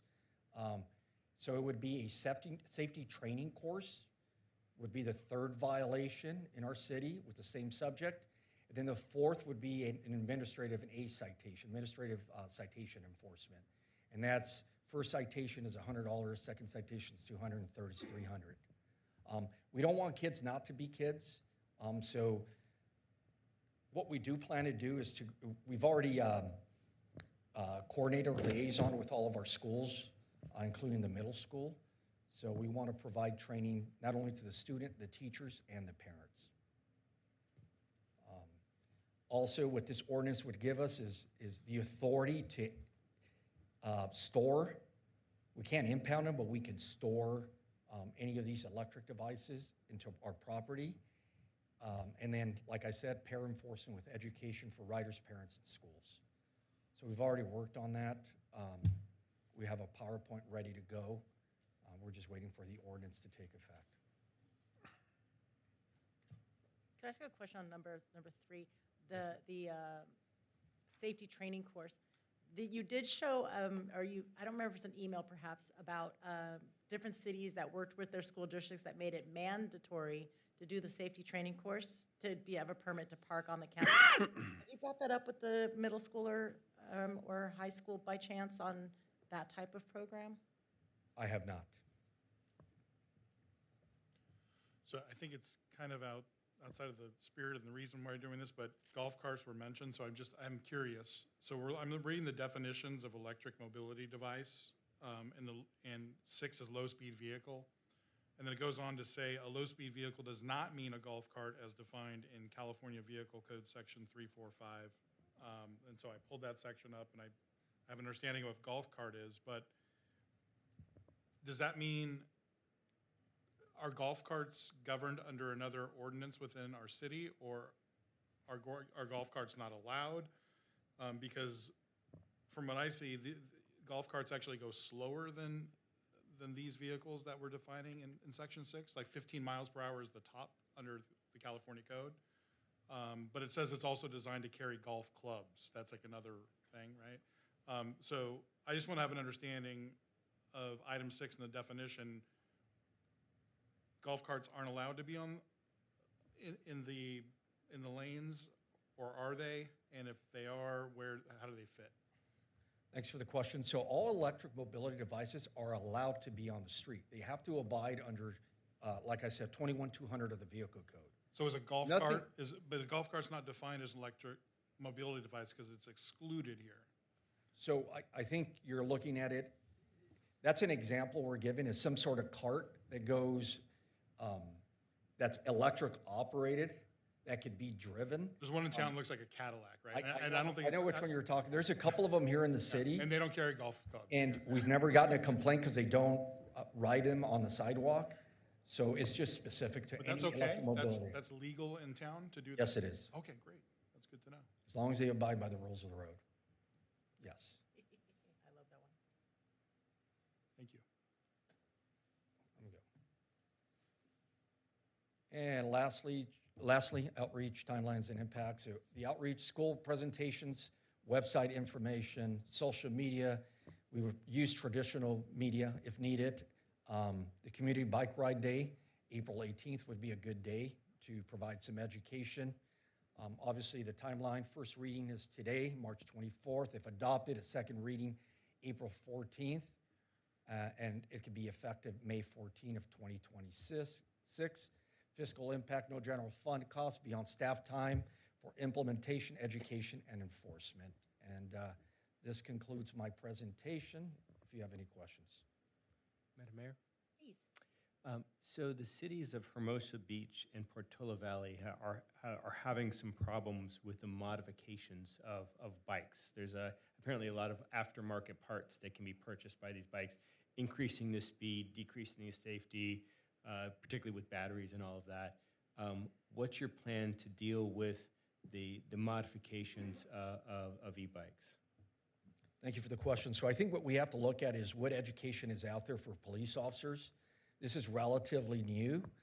I know there are modifications. I couldn't tell you the difference between a 28 mile per hour bike and a 30 mile per hour bike. So I think education on our behalf to find some sort of course to educate all of the officers within the department as to what's the difference between class 1, 2, and 3. Because it's very difficult to distinguish. Were stickers removed? Do you have a bike that goes 40 miles an hour but has a sticker that says it goes up to 20 miles an hour and you think it's a class 1? So what those identifiers are, I'm not an expert. I don't think anyone next door is an expert, but I'm sure there's some training out there that we have to look for because it's relatively new. And have you heard about any problems with, if you're replacing the battery with an aftermarket battery, the chances of that battery not being as high quality and the creation of fires? I'm sure that's a possibility, but Okay. there's so many modifications that could be made. I mean, some of them look like dirt bikes, go in excess of 50 miles an hour. I'm surprised you don't need a driver's license for them. However, I certainly don't want kids to be kids. However, it does pose a public safety. Our streets are narrow, our sidewalks are narrow. We really don't have a platform for some of these kids to ride them. So I think the decision for the city council is, do we allow them at one of our parks, none of our parks, Kirsten Court, which is considered a park? That's a recommendation we need, because I do want our kids to be kids. Are you talking about scooters or bikes or both? All electric mobility devices. Scooters are kind of an issue in Kirsten Court. I mean, they are. Every time I'm down there, I see that.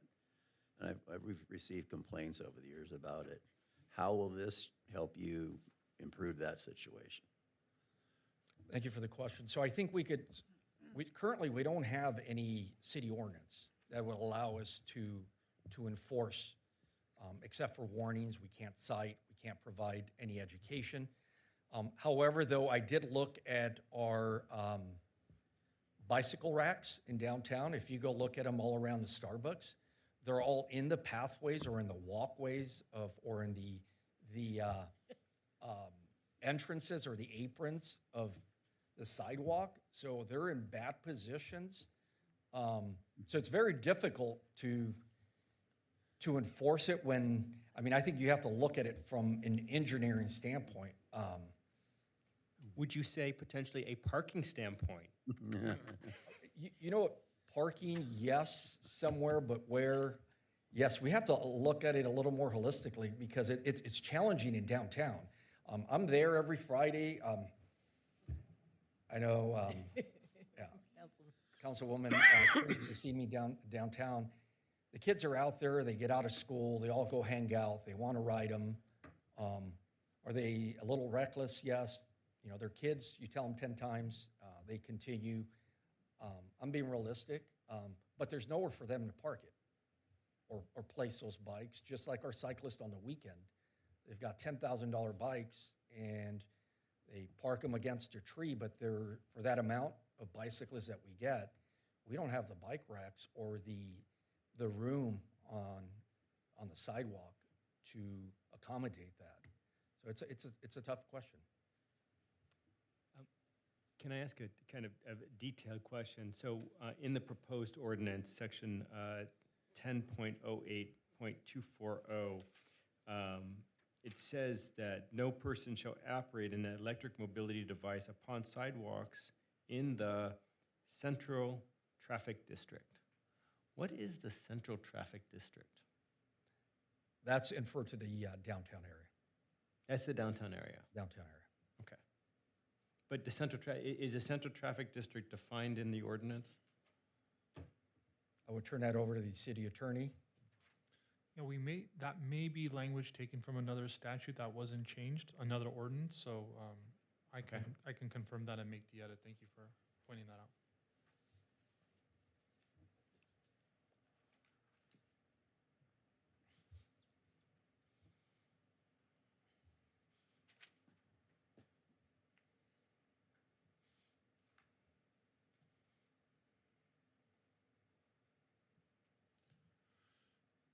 So I guess this is a question about enforcement. We received a lot of public comment via email about coming up on the sidewalk, right? Because that's expressly not allowed. But there are times when these bikes, I guess, apparently need to come up on the sidewalk, according to the public commenters. So is there a way to either clean up the language to allow for the safe ingress and egress on a bike from a sidewalk, or because I don't want to leave it to, oh, we just won't enforce it, or we'll use our judgment, because that could change from person to person. And I don't know if you saw any of the public comment, but I think we should at least address that in a question to have an understanding of how we contemplate that issue. Thank you for the question. Are you referring to e-bikes or bicycles in general, the cyclist on the weekend? I think that there were a lot of e-bike riders who were actually giving us the comment, but it might be because it's the motorized issue. We did receive public comment also about bicycles on the weekend, but this was specific to e-bikes in this ordinance. So maybe to help, I mean, I've have a- clipped up a part of it that might be helpful. It says, the quotation here is, restrictions on sidewalk riding should, emphasis added, follow rather than precede the development of safer cycling infrastructure. A second comment, an outright ban without first addressing underlying roadway safety conditions unintentionally places young riders at greater risk. So those are two of the comments that we've heard. So how will this ordinance be balanced with that safety part of it? Because we're dealing with a real problem. We keep talking holistically. Can we take this bite out and not cause, can we not make this a balloon, right? We squeeze in one place, it pops out somewhere else. How do we make this so that it is part of an overall approach that we have to active transportation? I think just to zoom out a little bit, because that's a policy point for sure, and that was definitely part of the comments, but I think the practical part of the comment that preceded that was there's concerns that there are places in town where the safest place to ride the vehicles is on the sidewalk, and it's not safe to be in the street. And so that was the point that they were making to get to the excerpts that Councilmember Parker's read, was that this would prohibit that from happening, and in certain places in the city, that would be the safest place for them to be, if it was obviously safe for them to be on. They're not running over pedestrians, obviously. So just to give you context. Thank you for the question. I believe there is some context in the staff report where if there's a vehicle or an obstruction or there's a danger, you can ride on the sidewalk. So that's a very gray area because it's a matter of interpretation. So let's be frank, Sierra Madre Boulevard is pretty narrow when you go under that diagonal parking. So is that obstruction? I would say yes, right on the sidewalk, but some others would say no. So I think it's very vague. I think we need to narrow that down. So you're saying we need better designated areas for people to ride other than Sierra Madre Boulevard, because there's no option to not be in the middle of traffic and danger, and you wouldn't want them on a sidewalk where there's tables and people. Thank you for the question. That would be ideal, but we don't have a park for them in Sierra Madre. Well, and we're talking about, well, we're getting into traffic. discussion, but. I meant for traffic. So so you mentioned a park, but that's why. What do you mean by that? That's, can you elaborate on what you mean by riding in a park? Because most times when I'm thinking of people riding, they're going from point A to point B and not riding for fun. It's not like the trick bikes when I was a kid and you were doing donuts and wheelies and all of that. Skate park. Oh, they're doing that Like too. a skate park. They're doing that too. I think I know what he's talking about, being a father of an elementary school kid, right? So they go to Memorial Park with their friends, and then their friends have an e-bike, and they're just cruising around the park. Okay. Because they're with their friends, and they're Got it. after school on a Friday, right? And they are doing wheelies. I can Yes. show you the burn all the way up my teenage son's side from doing a wheelie on an electric bike. So yeah, they are definitely doing the trick. It's Okay. just more dangerous now because it's electrified and, Right. And they're doing it on Sierra Madre Boulevard well, across this the one boulevard. wasn't, but. Okay, I get it, thank you. I Is guess that so what you mean? I mean, I didn't want to take the words out of your mouth, but that's what in terms of That's traffic, what I mean. Nor, thank you for the question, but nor do we have a skate park or a bike park to give them a platform where they would be allowed to ride their so e-bike. that's two things that I guess we don't have anywhere for them to safely go from one side of the city to the other, and nor do we have a place for them to recreationally partake of that. Okay. What you see here in Sierra Madre is they hang out at Kirsten Court, and then you see them all in a group. They ride into Memorial Park, and they hang out for the rest of the evening at Memorial Park. Same group. Any more questions? Trying to solve the world's problems. One meeting at a time. All right, do we have any public comment on this item? Madam Mayor, the city clerk's office received 5 emails for this discussion item. They were forwarded to the city council for consideration. We do have 1 speaker card submitted from John Lloyd. Thank you. Thank you so much, Chief. Thank you. Good evening again, Mr. Lloyd. Good evening. Boy, this agenda tonight has been chock full of transportation stuff. I'm jumping out of my seat. I'll try to keep it to 3 minutes. I sent you an email. Please read it if you get a chance. I'm not going to repeat everything in there, but I think as someone who is a nationally certified bike safety instructor, I'm currently giving private lessons to a young man in Duarte every other Saturday, bike safety lessons, and he has an e-bike. He has disability. He can't drive, but he can ride his bike, and that bike is his freedom. And I think it's really important for us to see these e-mobility devices as legitimate mobility for people getting around town. And we just want everybody to be safe. I think that's the thing. What I'm hearing is like talk about banning them from Sierra Madre Boulevard or something. I absolutely think that's a terrible idea. I think we need to embrace this technology, understand that it's here to stay, and we just want to develop a holistic safety program. I think the ordinance is a step in the right direction. I think it addresses some legitimate concerns, and I appreciate the chief's sort of educational approach to enforcement with the warnings and the opportunity to have a bike safety class. I think that's a great idea. And I think working with the schools, I was privileged enough to be part of the earlier conversation on this, thanks to the invitation by City Manager Bruckner and Council Member Parkhurst. I appreciate that some of those educational elements are included in this. I offered at the time my services to help craft a public message for education, and I'm still waiting to hear back from staff. In fact, this is the first I'm learning that our community ride is going to be April 18th because staff have not gotten back to me. So one of the things that concerns me is that we're very good at, this ordinance is going to be easy to pass, but like, where's going to be the follow-up commitment for the a sustained educational program? There are funding opportunities out there. I would like to assist the city in finding those funding opportunities for safety efforts, for bike safety classes and the like. So I just offer that again. I think so much of what I've heard tonight dovetails with the really big thing that we need to be thinking about, which is infrastructure. Our streets aren't as safe as they could be.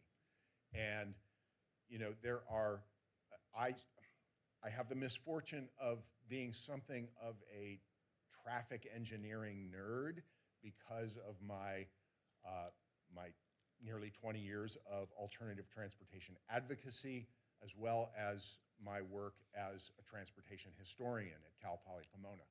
So, I think there are real opportunities for us to improve safety for all road users and encourage proper behavior through infrastructure design. And I think during the discussion about Cannon and Grandview, I was nearly jumping out of my seat because I think there are some interventions that can address the concerns about obeying stop signs with things like what engineers call vertical deflection, such as raised crosswalks, or horizontal deflection, things such as roundabouts, which enforce themselves because the drivers automatically slow down. And so you don't need to worry about whether somebody's going to run that stop sign. So I think and it makes it safer for all road users. It makes it safer for people crossing the street because the traffic's going to be slower. And so these are things that all fit together as pieces of a puzzle. And so I hope that we have the commitment to follow through on that. And I think siloing alternative transportation away from parking, for example, is a mistake. I think these things all fit together as pieces of a puzzle. And how people are getting downtown is something we want to know.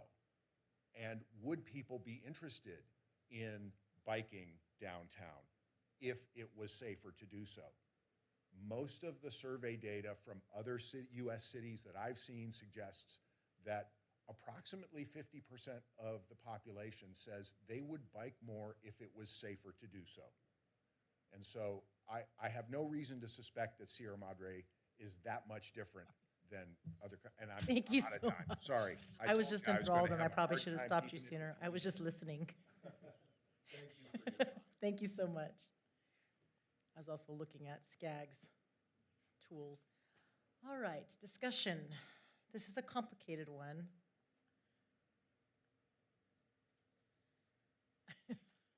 Well, outside the ordinance, I'm really thrilled to hear about the education piece. And like Mr. Lloyd, I'd like to see, I don't know if it's Dr. Lloyd, Dr. Lloyd, right? I'd like to see I'd like to make sure to see follow through, but with Chief, I see a lot of follow through with that education piece. He's out there on Fridays, I see him too, liaising with our youth. And so I'm really encouraged of that piece, because really at the end of the day, it comes down to safety. And that's what we're trying to achieve here. You know, and it's hard to like have a one size fits all rule, because you made a comment about, you know, the different bikes and how do you enforce.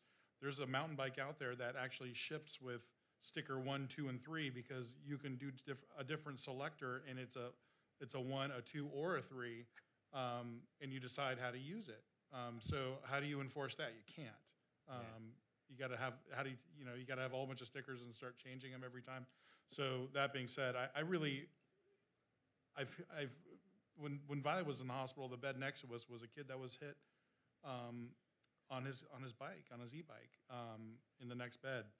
And you know, this is a real issue. It's becoming an issue for safety for these kids, and they're fun. We want them to have fun, and I like that Chief also recognizes that.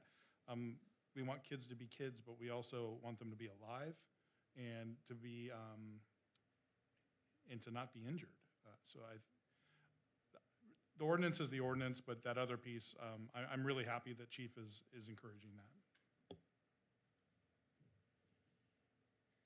Everyone knows how much I hate crafting law from the dais, so I'm not interested in opening the ordinance itself, but I am sympathetic to the main thrust of the public comments, also repeated tonight by Dr. Lloyd, about the maybe not so practical full ban on, and I appreciate the Chief's point that there is an exception. I'm just wondering if it might be better to reverse that exception for riding on the sidewalk, more that to allow the PD a tool of enforcement if riding on the sidewalk is dangerous. I think I do actually trust our officers to make that assessment, that because even in some instances where riding on the sidewalk is the safest thing to do, it doesn't mean that it's safe to ride on the sidewalk. Like, it might be that there's a certain stretch of town where riding on the street is not safe, but that doesn't mean that if there's a school group walking down the street, that you can just jump on the sidewalk. So I actually think that maybe reversing the exception for riding on the sidewalk more as you can ride on the sidewalk if it's safe to do so, probably, it's not the perfect solution, but it addresses the concern about that was raised by the public comment, but still allows an enforcement mechanism for our PD to cite people that are riding on the sidewalk in a way that is either in a way that's not safe, because that's also true too. You shouldn't be going 35 miles an hour on the sidewalk or doing wheelies, or if there's a situation in which the sidewalk is not conducive at that moment for for riding. So that would be my suggestion, to try to thread the needle, probably imperfectly. I have a question about enforcement, really quick. I just thought of this. With the warnings, how do we know, how are we marking, they don't have driver's license, how are we marking who we've warned and who we haven't warned? Like, how do we have a system to say we've warned you once or twice? Thank you for the question. So we've already thought about that. So it would be a CAT event with the subjects, and then we're trusting in the kid that he's telling us the truth. That's the reality of it. I think our kids are mostly honest in this community. I think so. So yes, Well, the middle schoolers we're have taking their school word for ID. it. I mean, we're not going to pat them down and search for ID, none of that. Middle They'll schoolers. give do us their have name IDs. and hopefully we could document also a parent's phone number. Middle in the schoolers event do of- have IDs, by the way. In the event of an injury or when we get to the point where we have to do the education, it would be beneficial. But CAT event, Thank you. you're welcome. So Go ahead. I appreciate the conversation on all this, and I do think that, the e-bikes is something that is a pressing issue that we've got right now, and I appreciate that we've got this before us. And I think it's something that I think we need to be thinking about safety both tonight and going forward, right? I think one of the things I've learned from Dr. Lloyd is the very subtle difference between the signs that say, share the road, and bikes may use full lane. Technically, those are supposed to mean the same thing, but when you think about it, it actually for us it means, at least for me, means something completely different. And I think that for us to be thinking about this from an overall safety and mobility perspective, I think I'd like to see us look at the circulation element or the transportation in the city from a broader space. That doesn't mean that we don't do this tonight. I think we should do this tonight and adopt it, but I want to, us to come back and thinking about how we address this. It's an issue that we're seeing beyond e-bikes or e-mobility, and we're hearing it from people, so I think it's something that is going to continue to be brought up. So that's kind of at the broader level. Just coming down to getting really into the weeds on it, I do want to make sure we do define that term, central traffic district. If it's somewhere else in the ordinance, is great. If not, probably should define it somewhere so we know what it is. So yeah. So I'm a little speechless here because we're worried about transportation, okay, and I take that point, and I think that riding bikes has got to be part of the mix.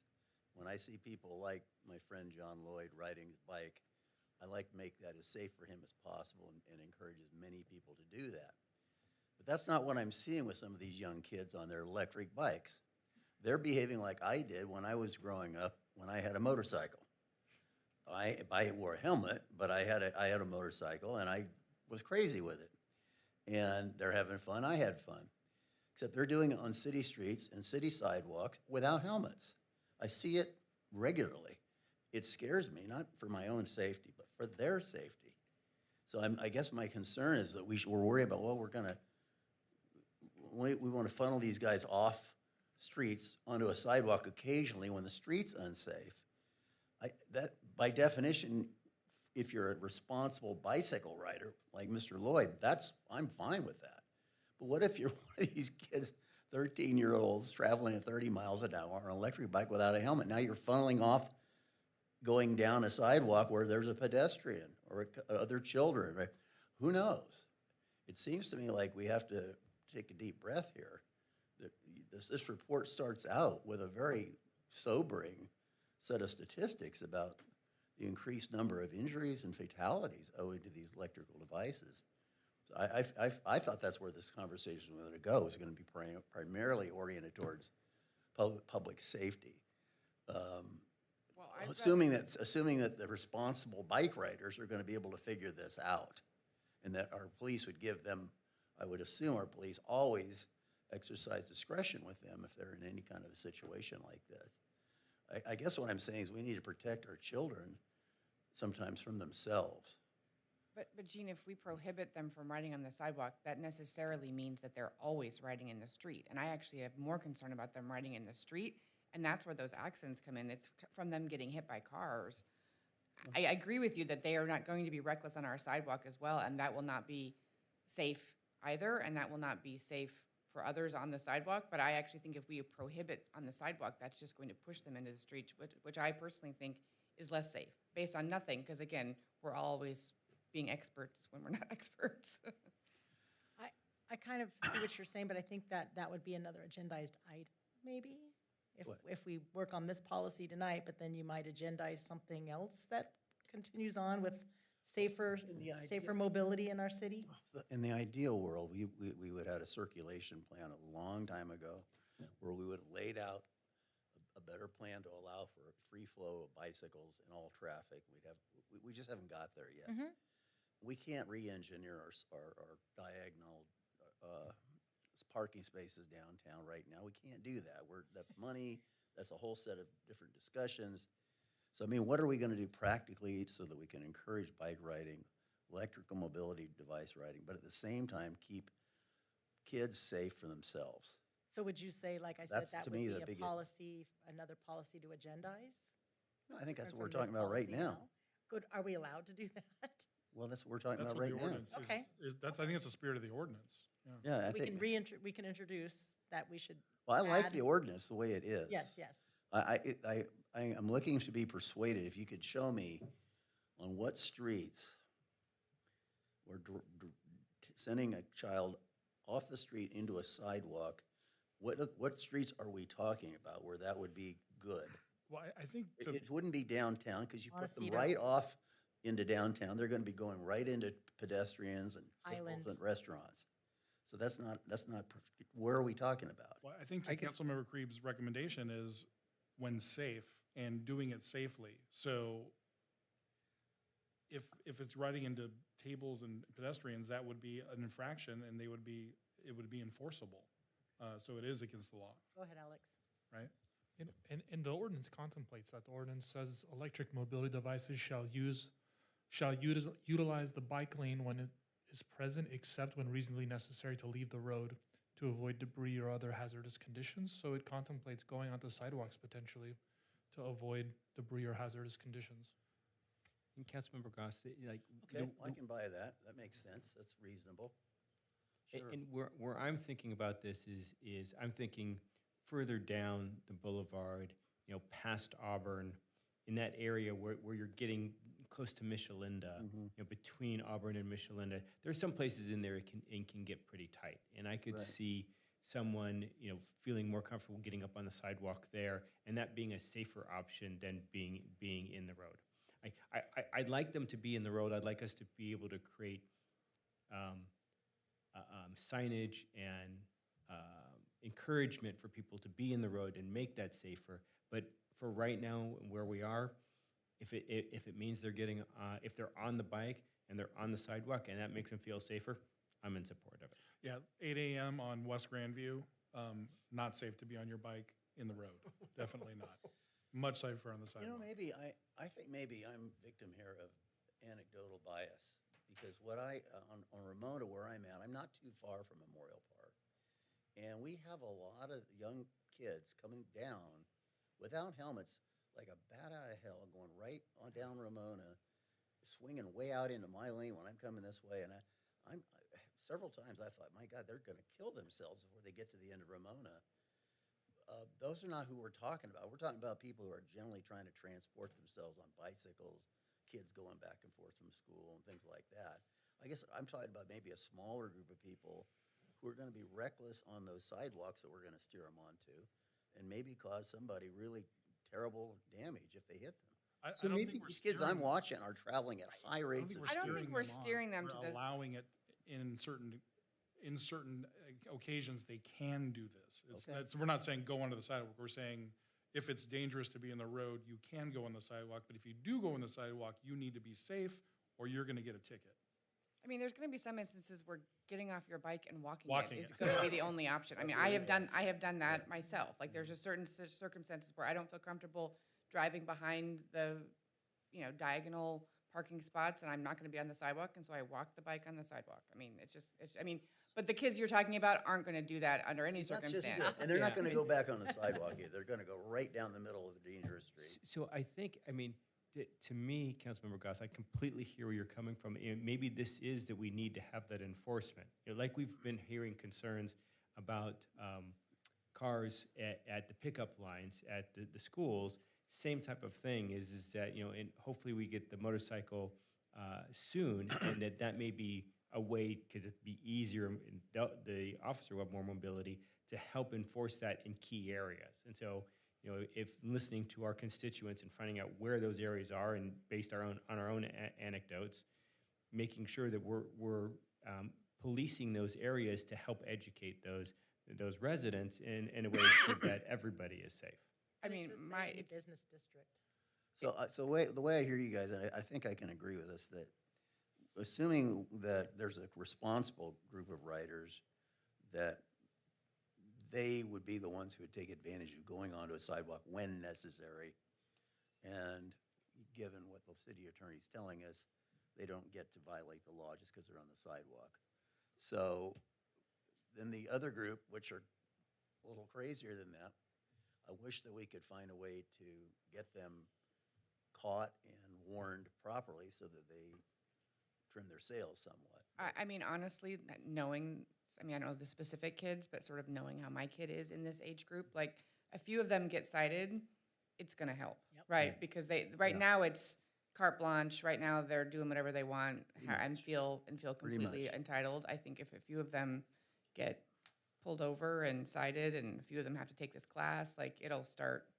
And again, it's tamping down. education. I value that education system because you assume, I always say this, you assume a child knows already what they're supposed to be doing. They don't have a frontal lobe yet. They don't know unless you tell them 12 times at least for them to even remember it. So that educational process is good, and it also educates their parents on what their child is doing and lets them know. Yeah, is there a way to the identification point and also for the parent point, is there a way that we can have a notification so that if a minor does get cited, that we can make sure that we're notifying someone for Maybe them? once they get the warning, they call the parent right there and they hear it on voice, on I speakerphone. don't know, Chief, if there's a way to require them to give some sort of, notice information, because I think it would be important to make sure their parents are aware that they've been cited. So thanks for the question. So yes, if you cite a juvenile or you give a warning, you have to notify the parent. Okay. You're required to, if they're under the age of 18. And maybe it's in here, but let's say there's a 12-year-old riding level 3. Do you impound it, or do you kind of send them away with a warning and tell them to walk it? Take it. Do we have a rule on that? So no, only for abandoned, because it's not a vehicle, so we can't impound it, we But can if it's store over it. 16 miles per hour, it is. But they're not allowed to ride it, right? If they're 12 years old. Correct, we could store it, not impound it. So we would store it here as property, but we can't hold it, let's say, for like 30-day hold under the vehicle code section, because So, it's not a vehicle. Would the protocol be like, it is, if we it's a need to call your parents and have them come pick you up because you can't ride this anymore? Or what would be the protocol of enforcement? Yes, there? we can call the parents and have them come pick it up, or we impound it and release it to or store it and release it to the parent. So Glendale just did this. It is, if it's a vehicle that requires a driver's license, then it has to be registered with DMV technically, and you can impound it. Well, level correct? 3 doesn't require license. No, yes, it does. I thought it says No, 16. you just have to be 16. Oh. You have to be Okay. 16 years of age, and even if from 16 to adult, they all have to wear a helmet, but you do not need a driver's What's license the trigger yet. for driver's license? A- The speed limit? A vehicle that has a registration. Vehicle that has registration. Well, let's say they don't, And obviously speed don't limit, register it. Speed limit, anything exceeding 28 miles an hour, but it must be Okay. registered with DMV. But 28 miles per hour, because you That- could have a dirt bike and ride it on the road and it's not registered, but it's not legal. No, yeah. it's not So legal. dirt bikes have to be registered with DMV. They also, just like Sea-Doos and other items, recreational vehicles.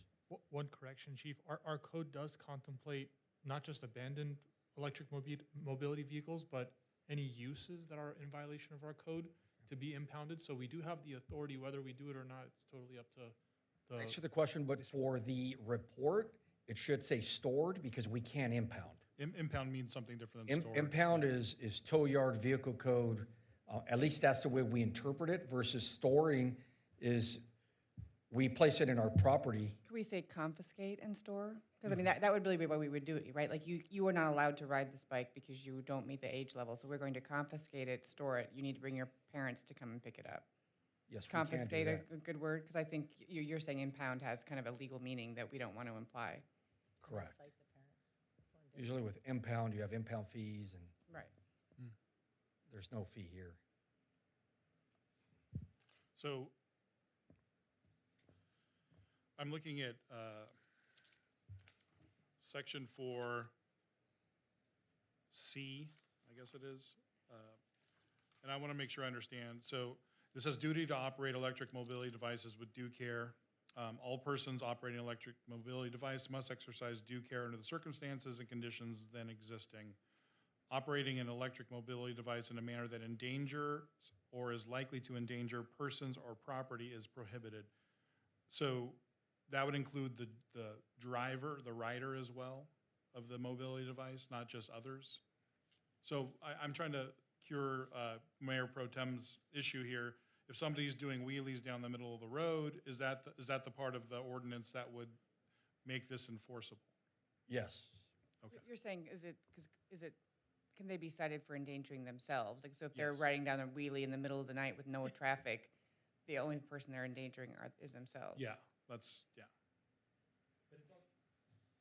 But it's also covered by other sections of that same code. So it says no person shall operate an electric mobility device in a manner it was not designed for example. So Wheelies. Well, there's I lots would of- say a bike's designed for a wheelie, but. I would say electric bikes in particular do great wheelies. Because they do it really easy. I like part of that too. It talks about the signage and comply with all posted signage. I assume part of this is we might have to update some of our signage. So I've already met with Public Works. They had already placed an order. However, I'm waiting for the ordinance because we have to have the ordinance on the, yes, we need to post them. There isn't one posted sign in our downtown district or anywhere in the city that says no riding bicycles, skateboards, e-bikes, et cetera, on the sidewalk. I also appreciated that. I keep saying this over and over again, but SCAG has this amazing resource of e-bike safety that they could post. You can get the signs from them, and we can post them all over the schools and all over the city, like through the park, where it's allowed, where the ordinance is allowed to post a sign. The other law, but and it was a free resource. Like I sent it to Ted, and I think I sent it to you a long time ago. So maybe we'll find out more about it, so we don't have to recreate anything. It's called, what's it called? They're Go Human. Who's on SCAG right now? Is it Go Human? It's me, yeah. Go Human, I think it's called. Lastly, I think I agree with Councilmember Goss. It's about public safety both for the rider and both for our residents. Yeah, so maybe that's outside the scope of what we're talking about, but, I witnessed, I'm just trying to understand, like, who would be violating here and how it's enforced. I know our police officers can't be everywhere at all times, but I saw a middle schooler commuting to middle school in a scooter on Grandview, heading eastbound, probably going way over 20 miles an hour, but in the middle of the road, and then Helmet on? And then the driver behind came and passed, and then almost caused an accident, and would have been a kid on a scooter out, and then two cars crashing into each other. Under this, would that child be violating the ordinance? Obviously, the driver was driving unsafe as well, but would going on Grandview, probably in the 20s, maybe hitting 30, on a scooter, wearing a helmet, would that be a violation? Thanks for the question. I think In the middle of the road, by the way. Yeah. I think you have to use common sense and evaluate each incident separately. So if the kid's riding on the sidewalk, let's say on Grandview, and you're driving 30 miles an hour on a sidewalk, I don't think it's flat. So that poses a danger for the kid riding that scooter. To me, the kid was going fast, but I thought the kid was doing the right thing. I mean, if you're going that fast, you probably should be in traffic, and that's what the kid was doing. Does this contemplate being in traffic and part of traffic? Thanks for the question. That applies also to the vehicle code section. I mentioned the 21200 VC. So that scooter has to abide by the same rules of the road. So Okay. if And it he or looked like she he- is going 30 miles an hour and the speed limit is 30 miles an hour, then he's legal. It seemed like they were. And they could take over. There's several instances where they could take over. So if they can take over a bike lane to go over objects, other vehicles, et cetera, technically if feasible, they should stay to the right side of the road, but they can't take over the road if there's parked vehicles. They can't take over the lane. Do we have legally. plans for an education portion for not just but for drivers, because it was obviously a frustrated driver that was the one that, to me, I don't know if the kid was being safe, but it seemed like the kid was doing everything right, but the driver was in the wrong to me in this situation. So thanks for the question. So we are in communication with Dr. Lloyd, and we're going to do a PSA, and that's a point that he brought up in our Zoom meeting. So he's meeting with one of our officers, Dylan Fisher, and they're going to create both on safety from the driver's side and safety from the e-bike driver's side. Yes, that's something that was. I mean, honestly, like these e-bikes should pose less of a hindrance to our drivers, right? Because if the e-bikes were going between 20 and 30 miles an hour, how much faster should they be going? The drivers should be going on Grandview anyway. Like the flow of traffic should be actually better with these e-mobility vehicles versus the non-e, because they go almost as fast as cars and probably not much slower than the cars should be going anyway. Any other questions? I mean, have we come back around to we think that this actually mostly covers the concerns that that were expressed in the public comment? Yes. I think it has, yeah. Yeah, I think to our city attorney's point, the point that the city attorney made, it does cover what we're hearing in the public comment about being able to go up on the sidewalk, not being cited for that, for the responsible riders. Right. That is, right. So I'll go ahead and make a motion to approve ordinance 1491 with all of the chapters amended, with the one change of clarifying central, what was it? No, I don't have that part in front of me. Central Traffic District. Second. All those in favor? Aye. All right. Bingo.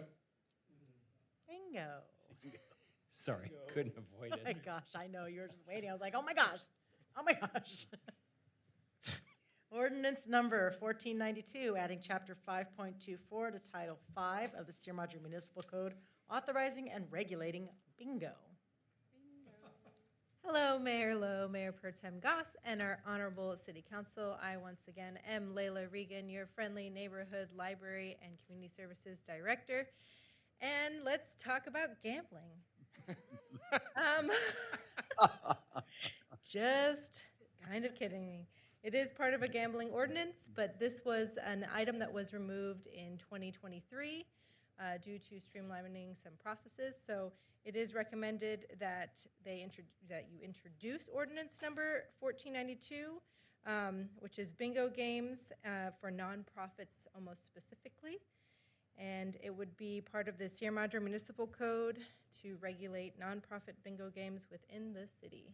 So if you have any questions, happy to answer. I have Madam just Mayor? one question. Oh, go ahead. Please. Do we actually have a issue arise because we didn't have this in the code and someone was like cited, or is this just because we realized it was inadvertently omitted?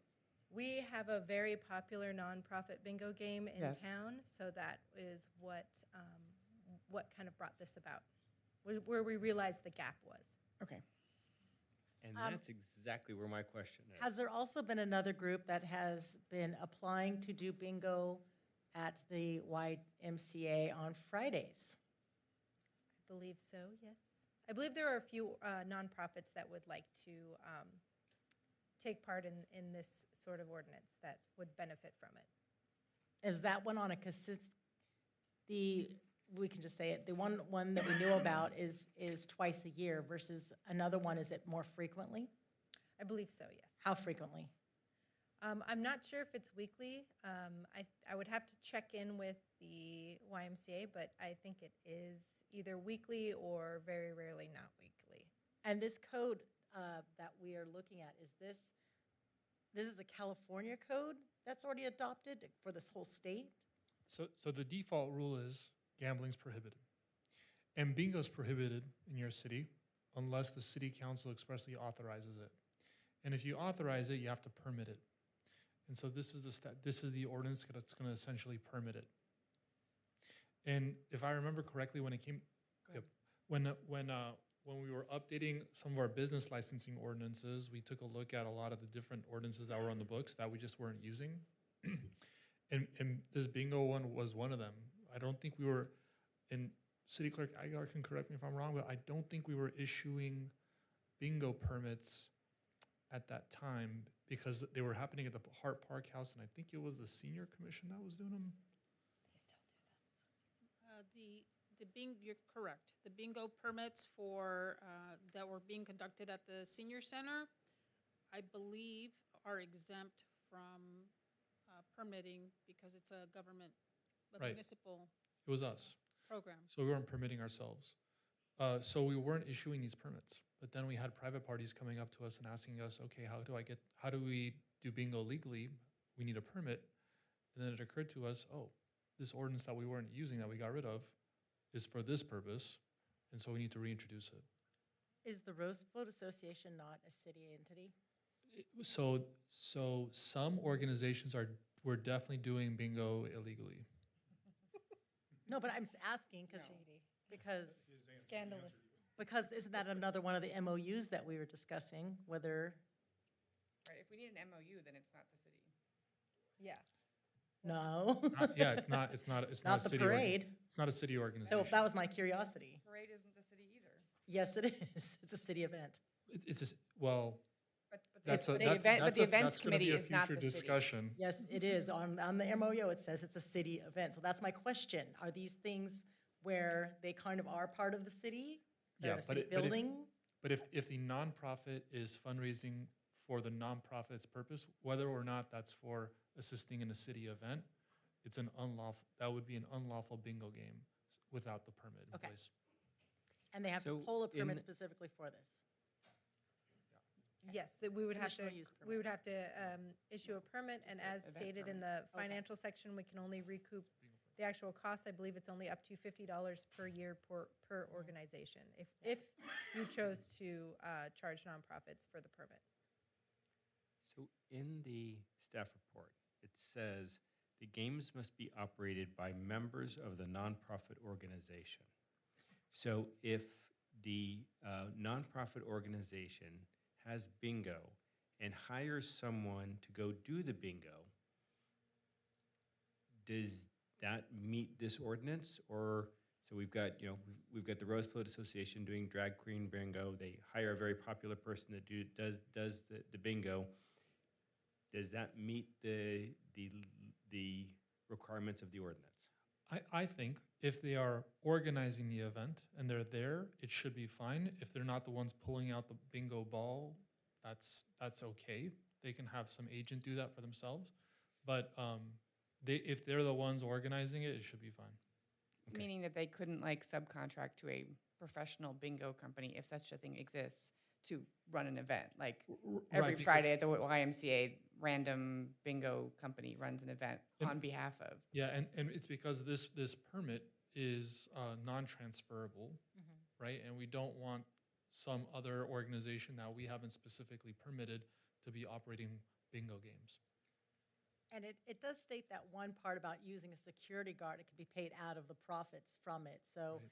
like, unfortunately, my interpretation was, well, is the drag queen the security? But she kind of is. She runs it. She's like, no, you cannot do this. Yes, you can do this. But, well, can you tell me again, I remember there's the value, there's a whole formula for the values that you can pull in. I guess it's like $3,000 per month. Is that the maximum? Do you mean for the prizes or for the? No, it says beginning January 1st, 2025, $3,000 per month, increased annually by annual percentage in the consumer price index for the preceding calendar year. For what? The prices were 500, I'm sorry, that's why I was Right, asking yeah, you. I think it's for the prizes. And the prices were $500 maximum. Okay. That's not it. I want to say it's for the maximum you can make. Oh, fundraising. Yeah.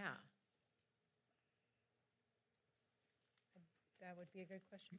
Mayor, are you citing a specific statutory Yeah, section or? it's under, I think it was letter. Letter. No, yeah, 2A, double I. This is the ordinance itself, or? Mhm. So, What number, though? yeah. 2A, and then II. beginning January 1st, 2025. But I'm trying to track the beginning part of that. To accept as provided in subparagraph C, the portion of the proceeds that may be used for the rental of property for overwhelmed, including the purchase of bingo equipment, administrative expenses, security equipment. Okay, maybe it's the payments. It's the portion of the proceeds that can be Okay. used to Yeah, rent the that building. can be used to Okay. go back into financing the actual bingo game. Okay. Sorry. No, that's okay. We got there. But that's not in the ordinance itself, just to be clear. It's, Oh. you're referencing the statutory, That's right? The statutory state. section under the government code? Yeah. The penal code. Yes. Yeah, Penal code. Yes, yes. So this Apologies. this is the default if we don't regulate it otherwise. Correct. Okay. Those are just the background laws, but it's not actually, that language isn't in our ordinance. Okay. But we do, in our ordinance, have the $500 per game. Yeah, we saw that.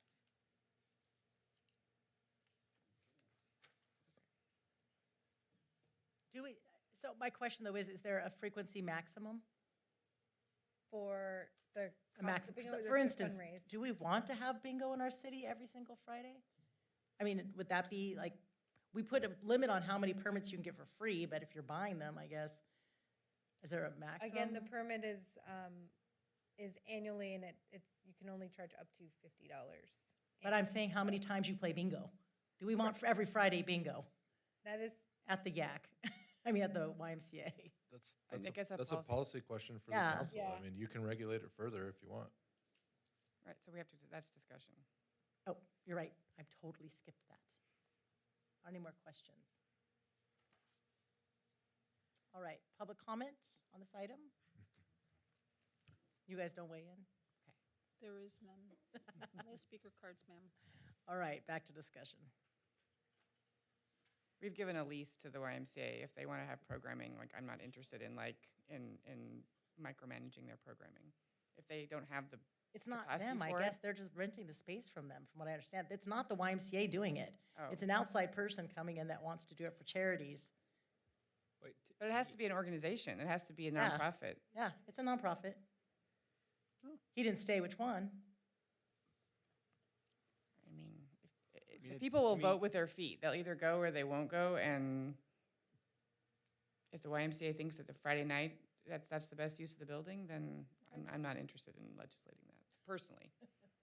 I'm with Yeah, that. I agree with that. Okay. We should definitely up there. Yeah, but in terms of the cost recovery, I mean, maybe it isn't, there is no cost to us other than No. just the processing of the permit. Like, we're not providing like, And the $50 permit is in the government code. That's the maximum we can charge. okay, understood. And if they're leasing the building from us and it's not, well, it is our property, so does the code make a difference if we rent out that or lease that property? So it's not necessarily public use? Because the code only says if it's a public entity. Doesn't matter, I guess, if you lease that property out to It's someone the else. entity that pulls the permit, not where they hold the activity. Oh, I thought it said also it had to be held on public property or the organization's property. It said something about on public property or the ordinance, Are you looking at the state or the? the Rs. I could be wrong. Games shall be conducted only on property owned, leased, or donated for use by the nonprofit organization or the city of Sierra Madre. Yeah. So they're leasing it, basically.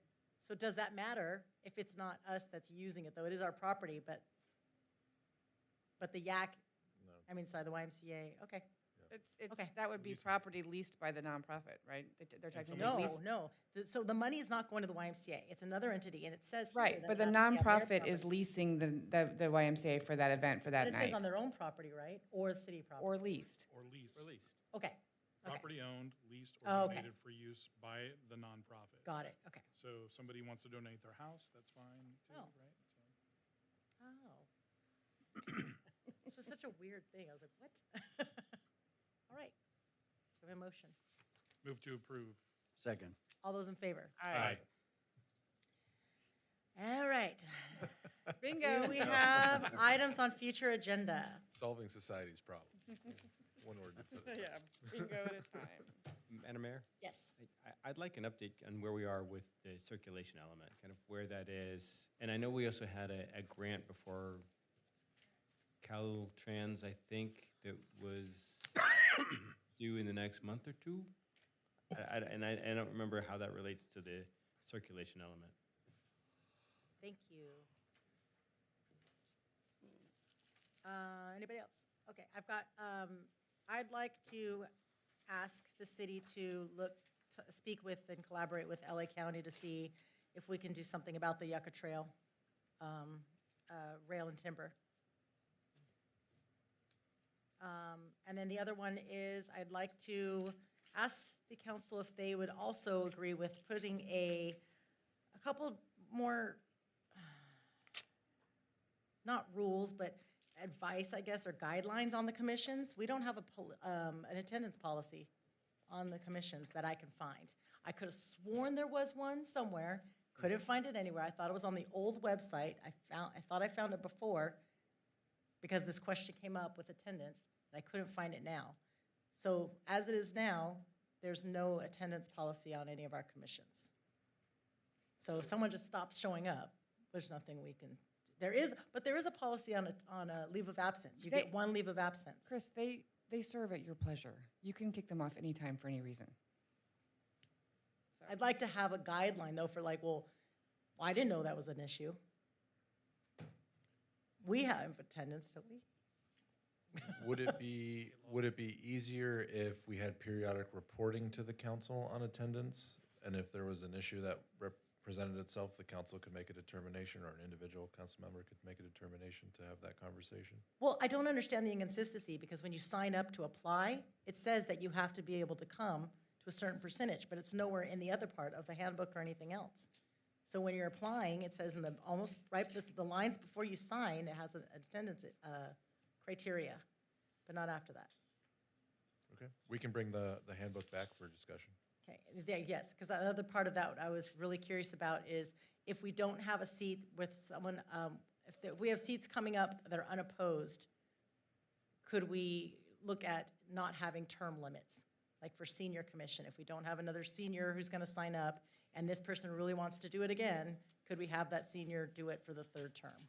We have provided exceptions before. In fact, we kept Bob Spears on the Oh. planning commission and then that was probably that's the most like legislated commission, and we appointed him for longer than his term would allow. Okay.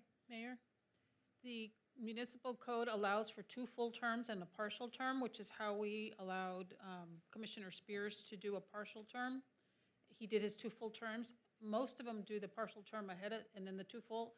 He did it the other way around. But the municipal code would have to be amended to allow additional terms if you wanted to go beyond the 2 full and the partial.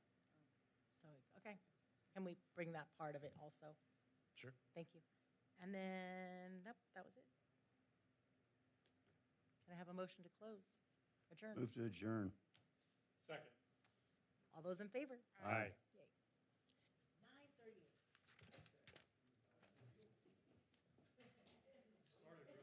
Because you started at 4. That's true.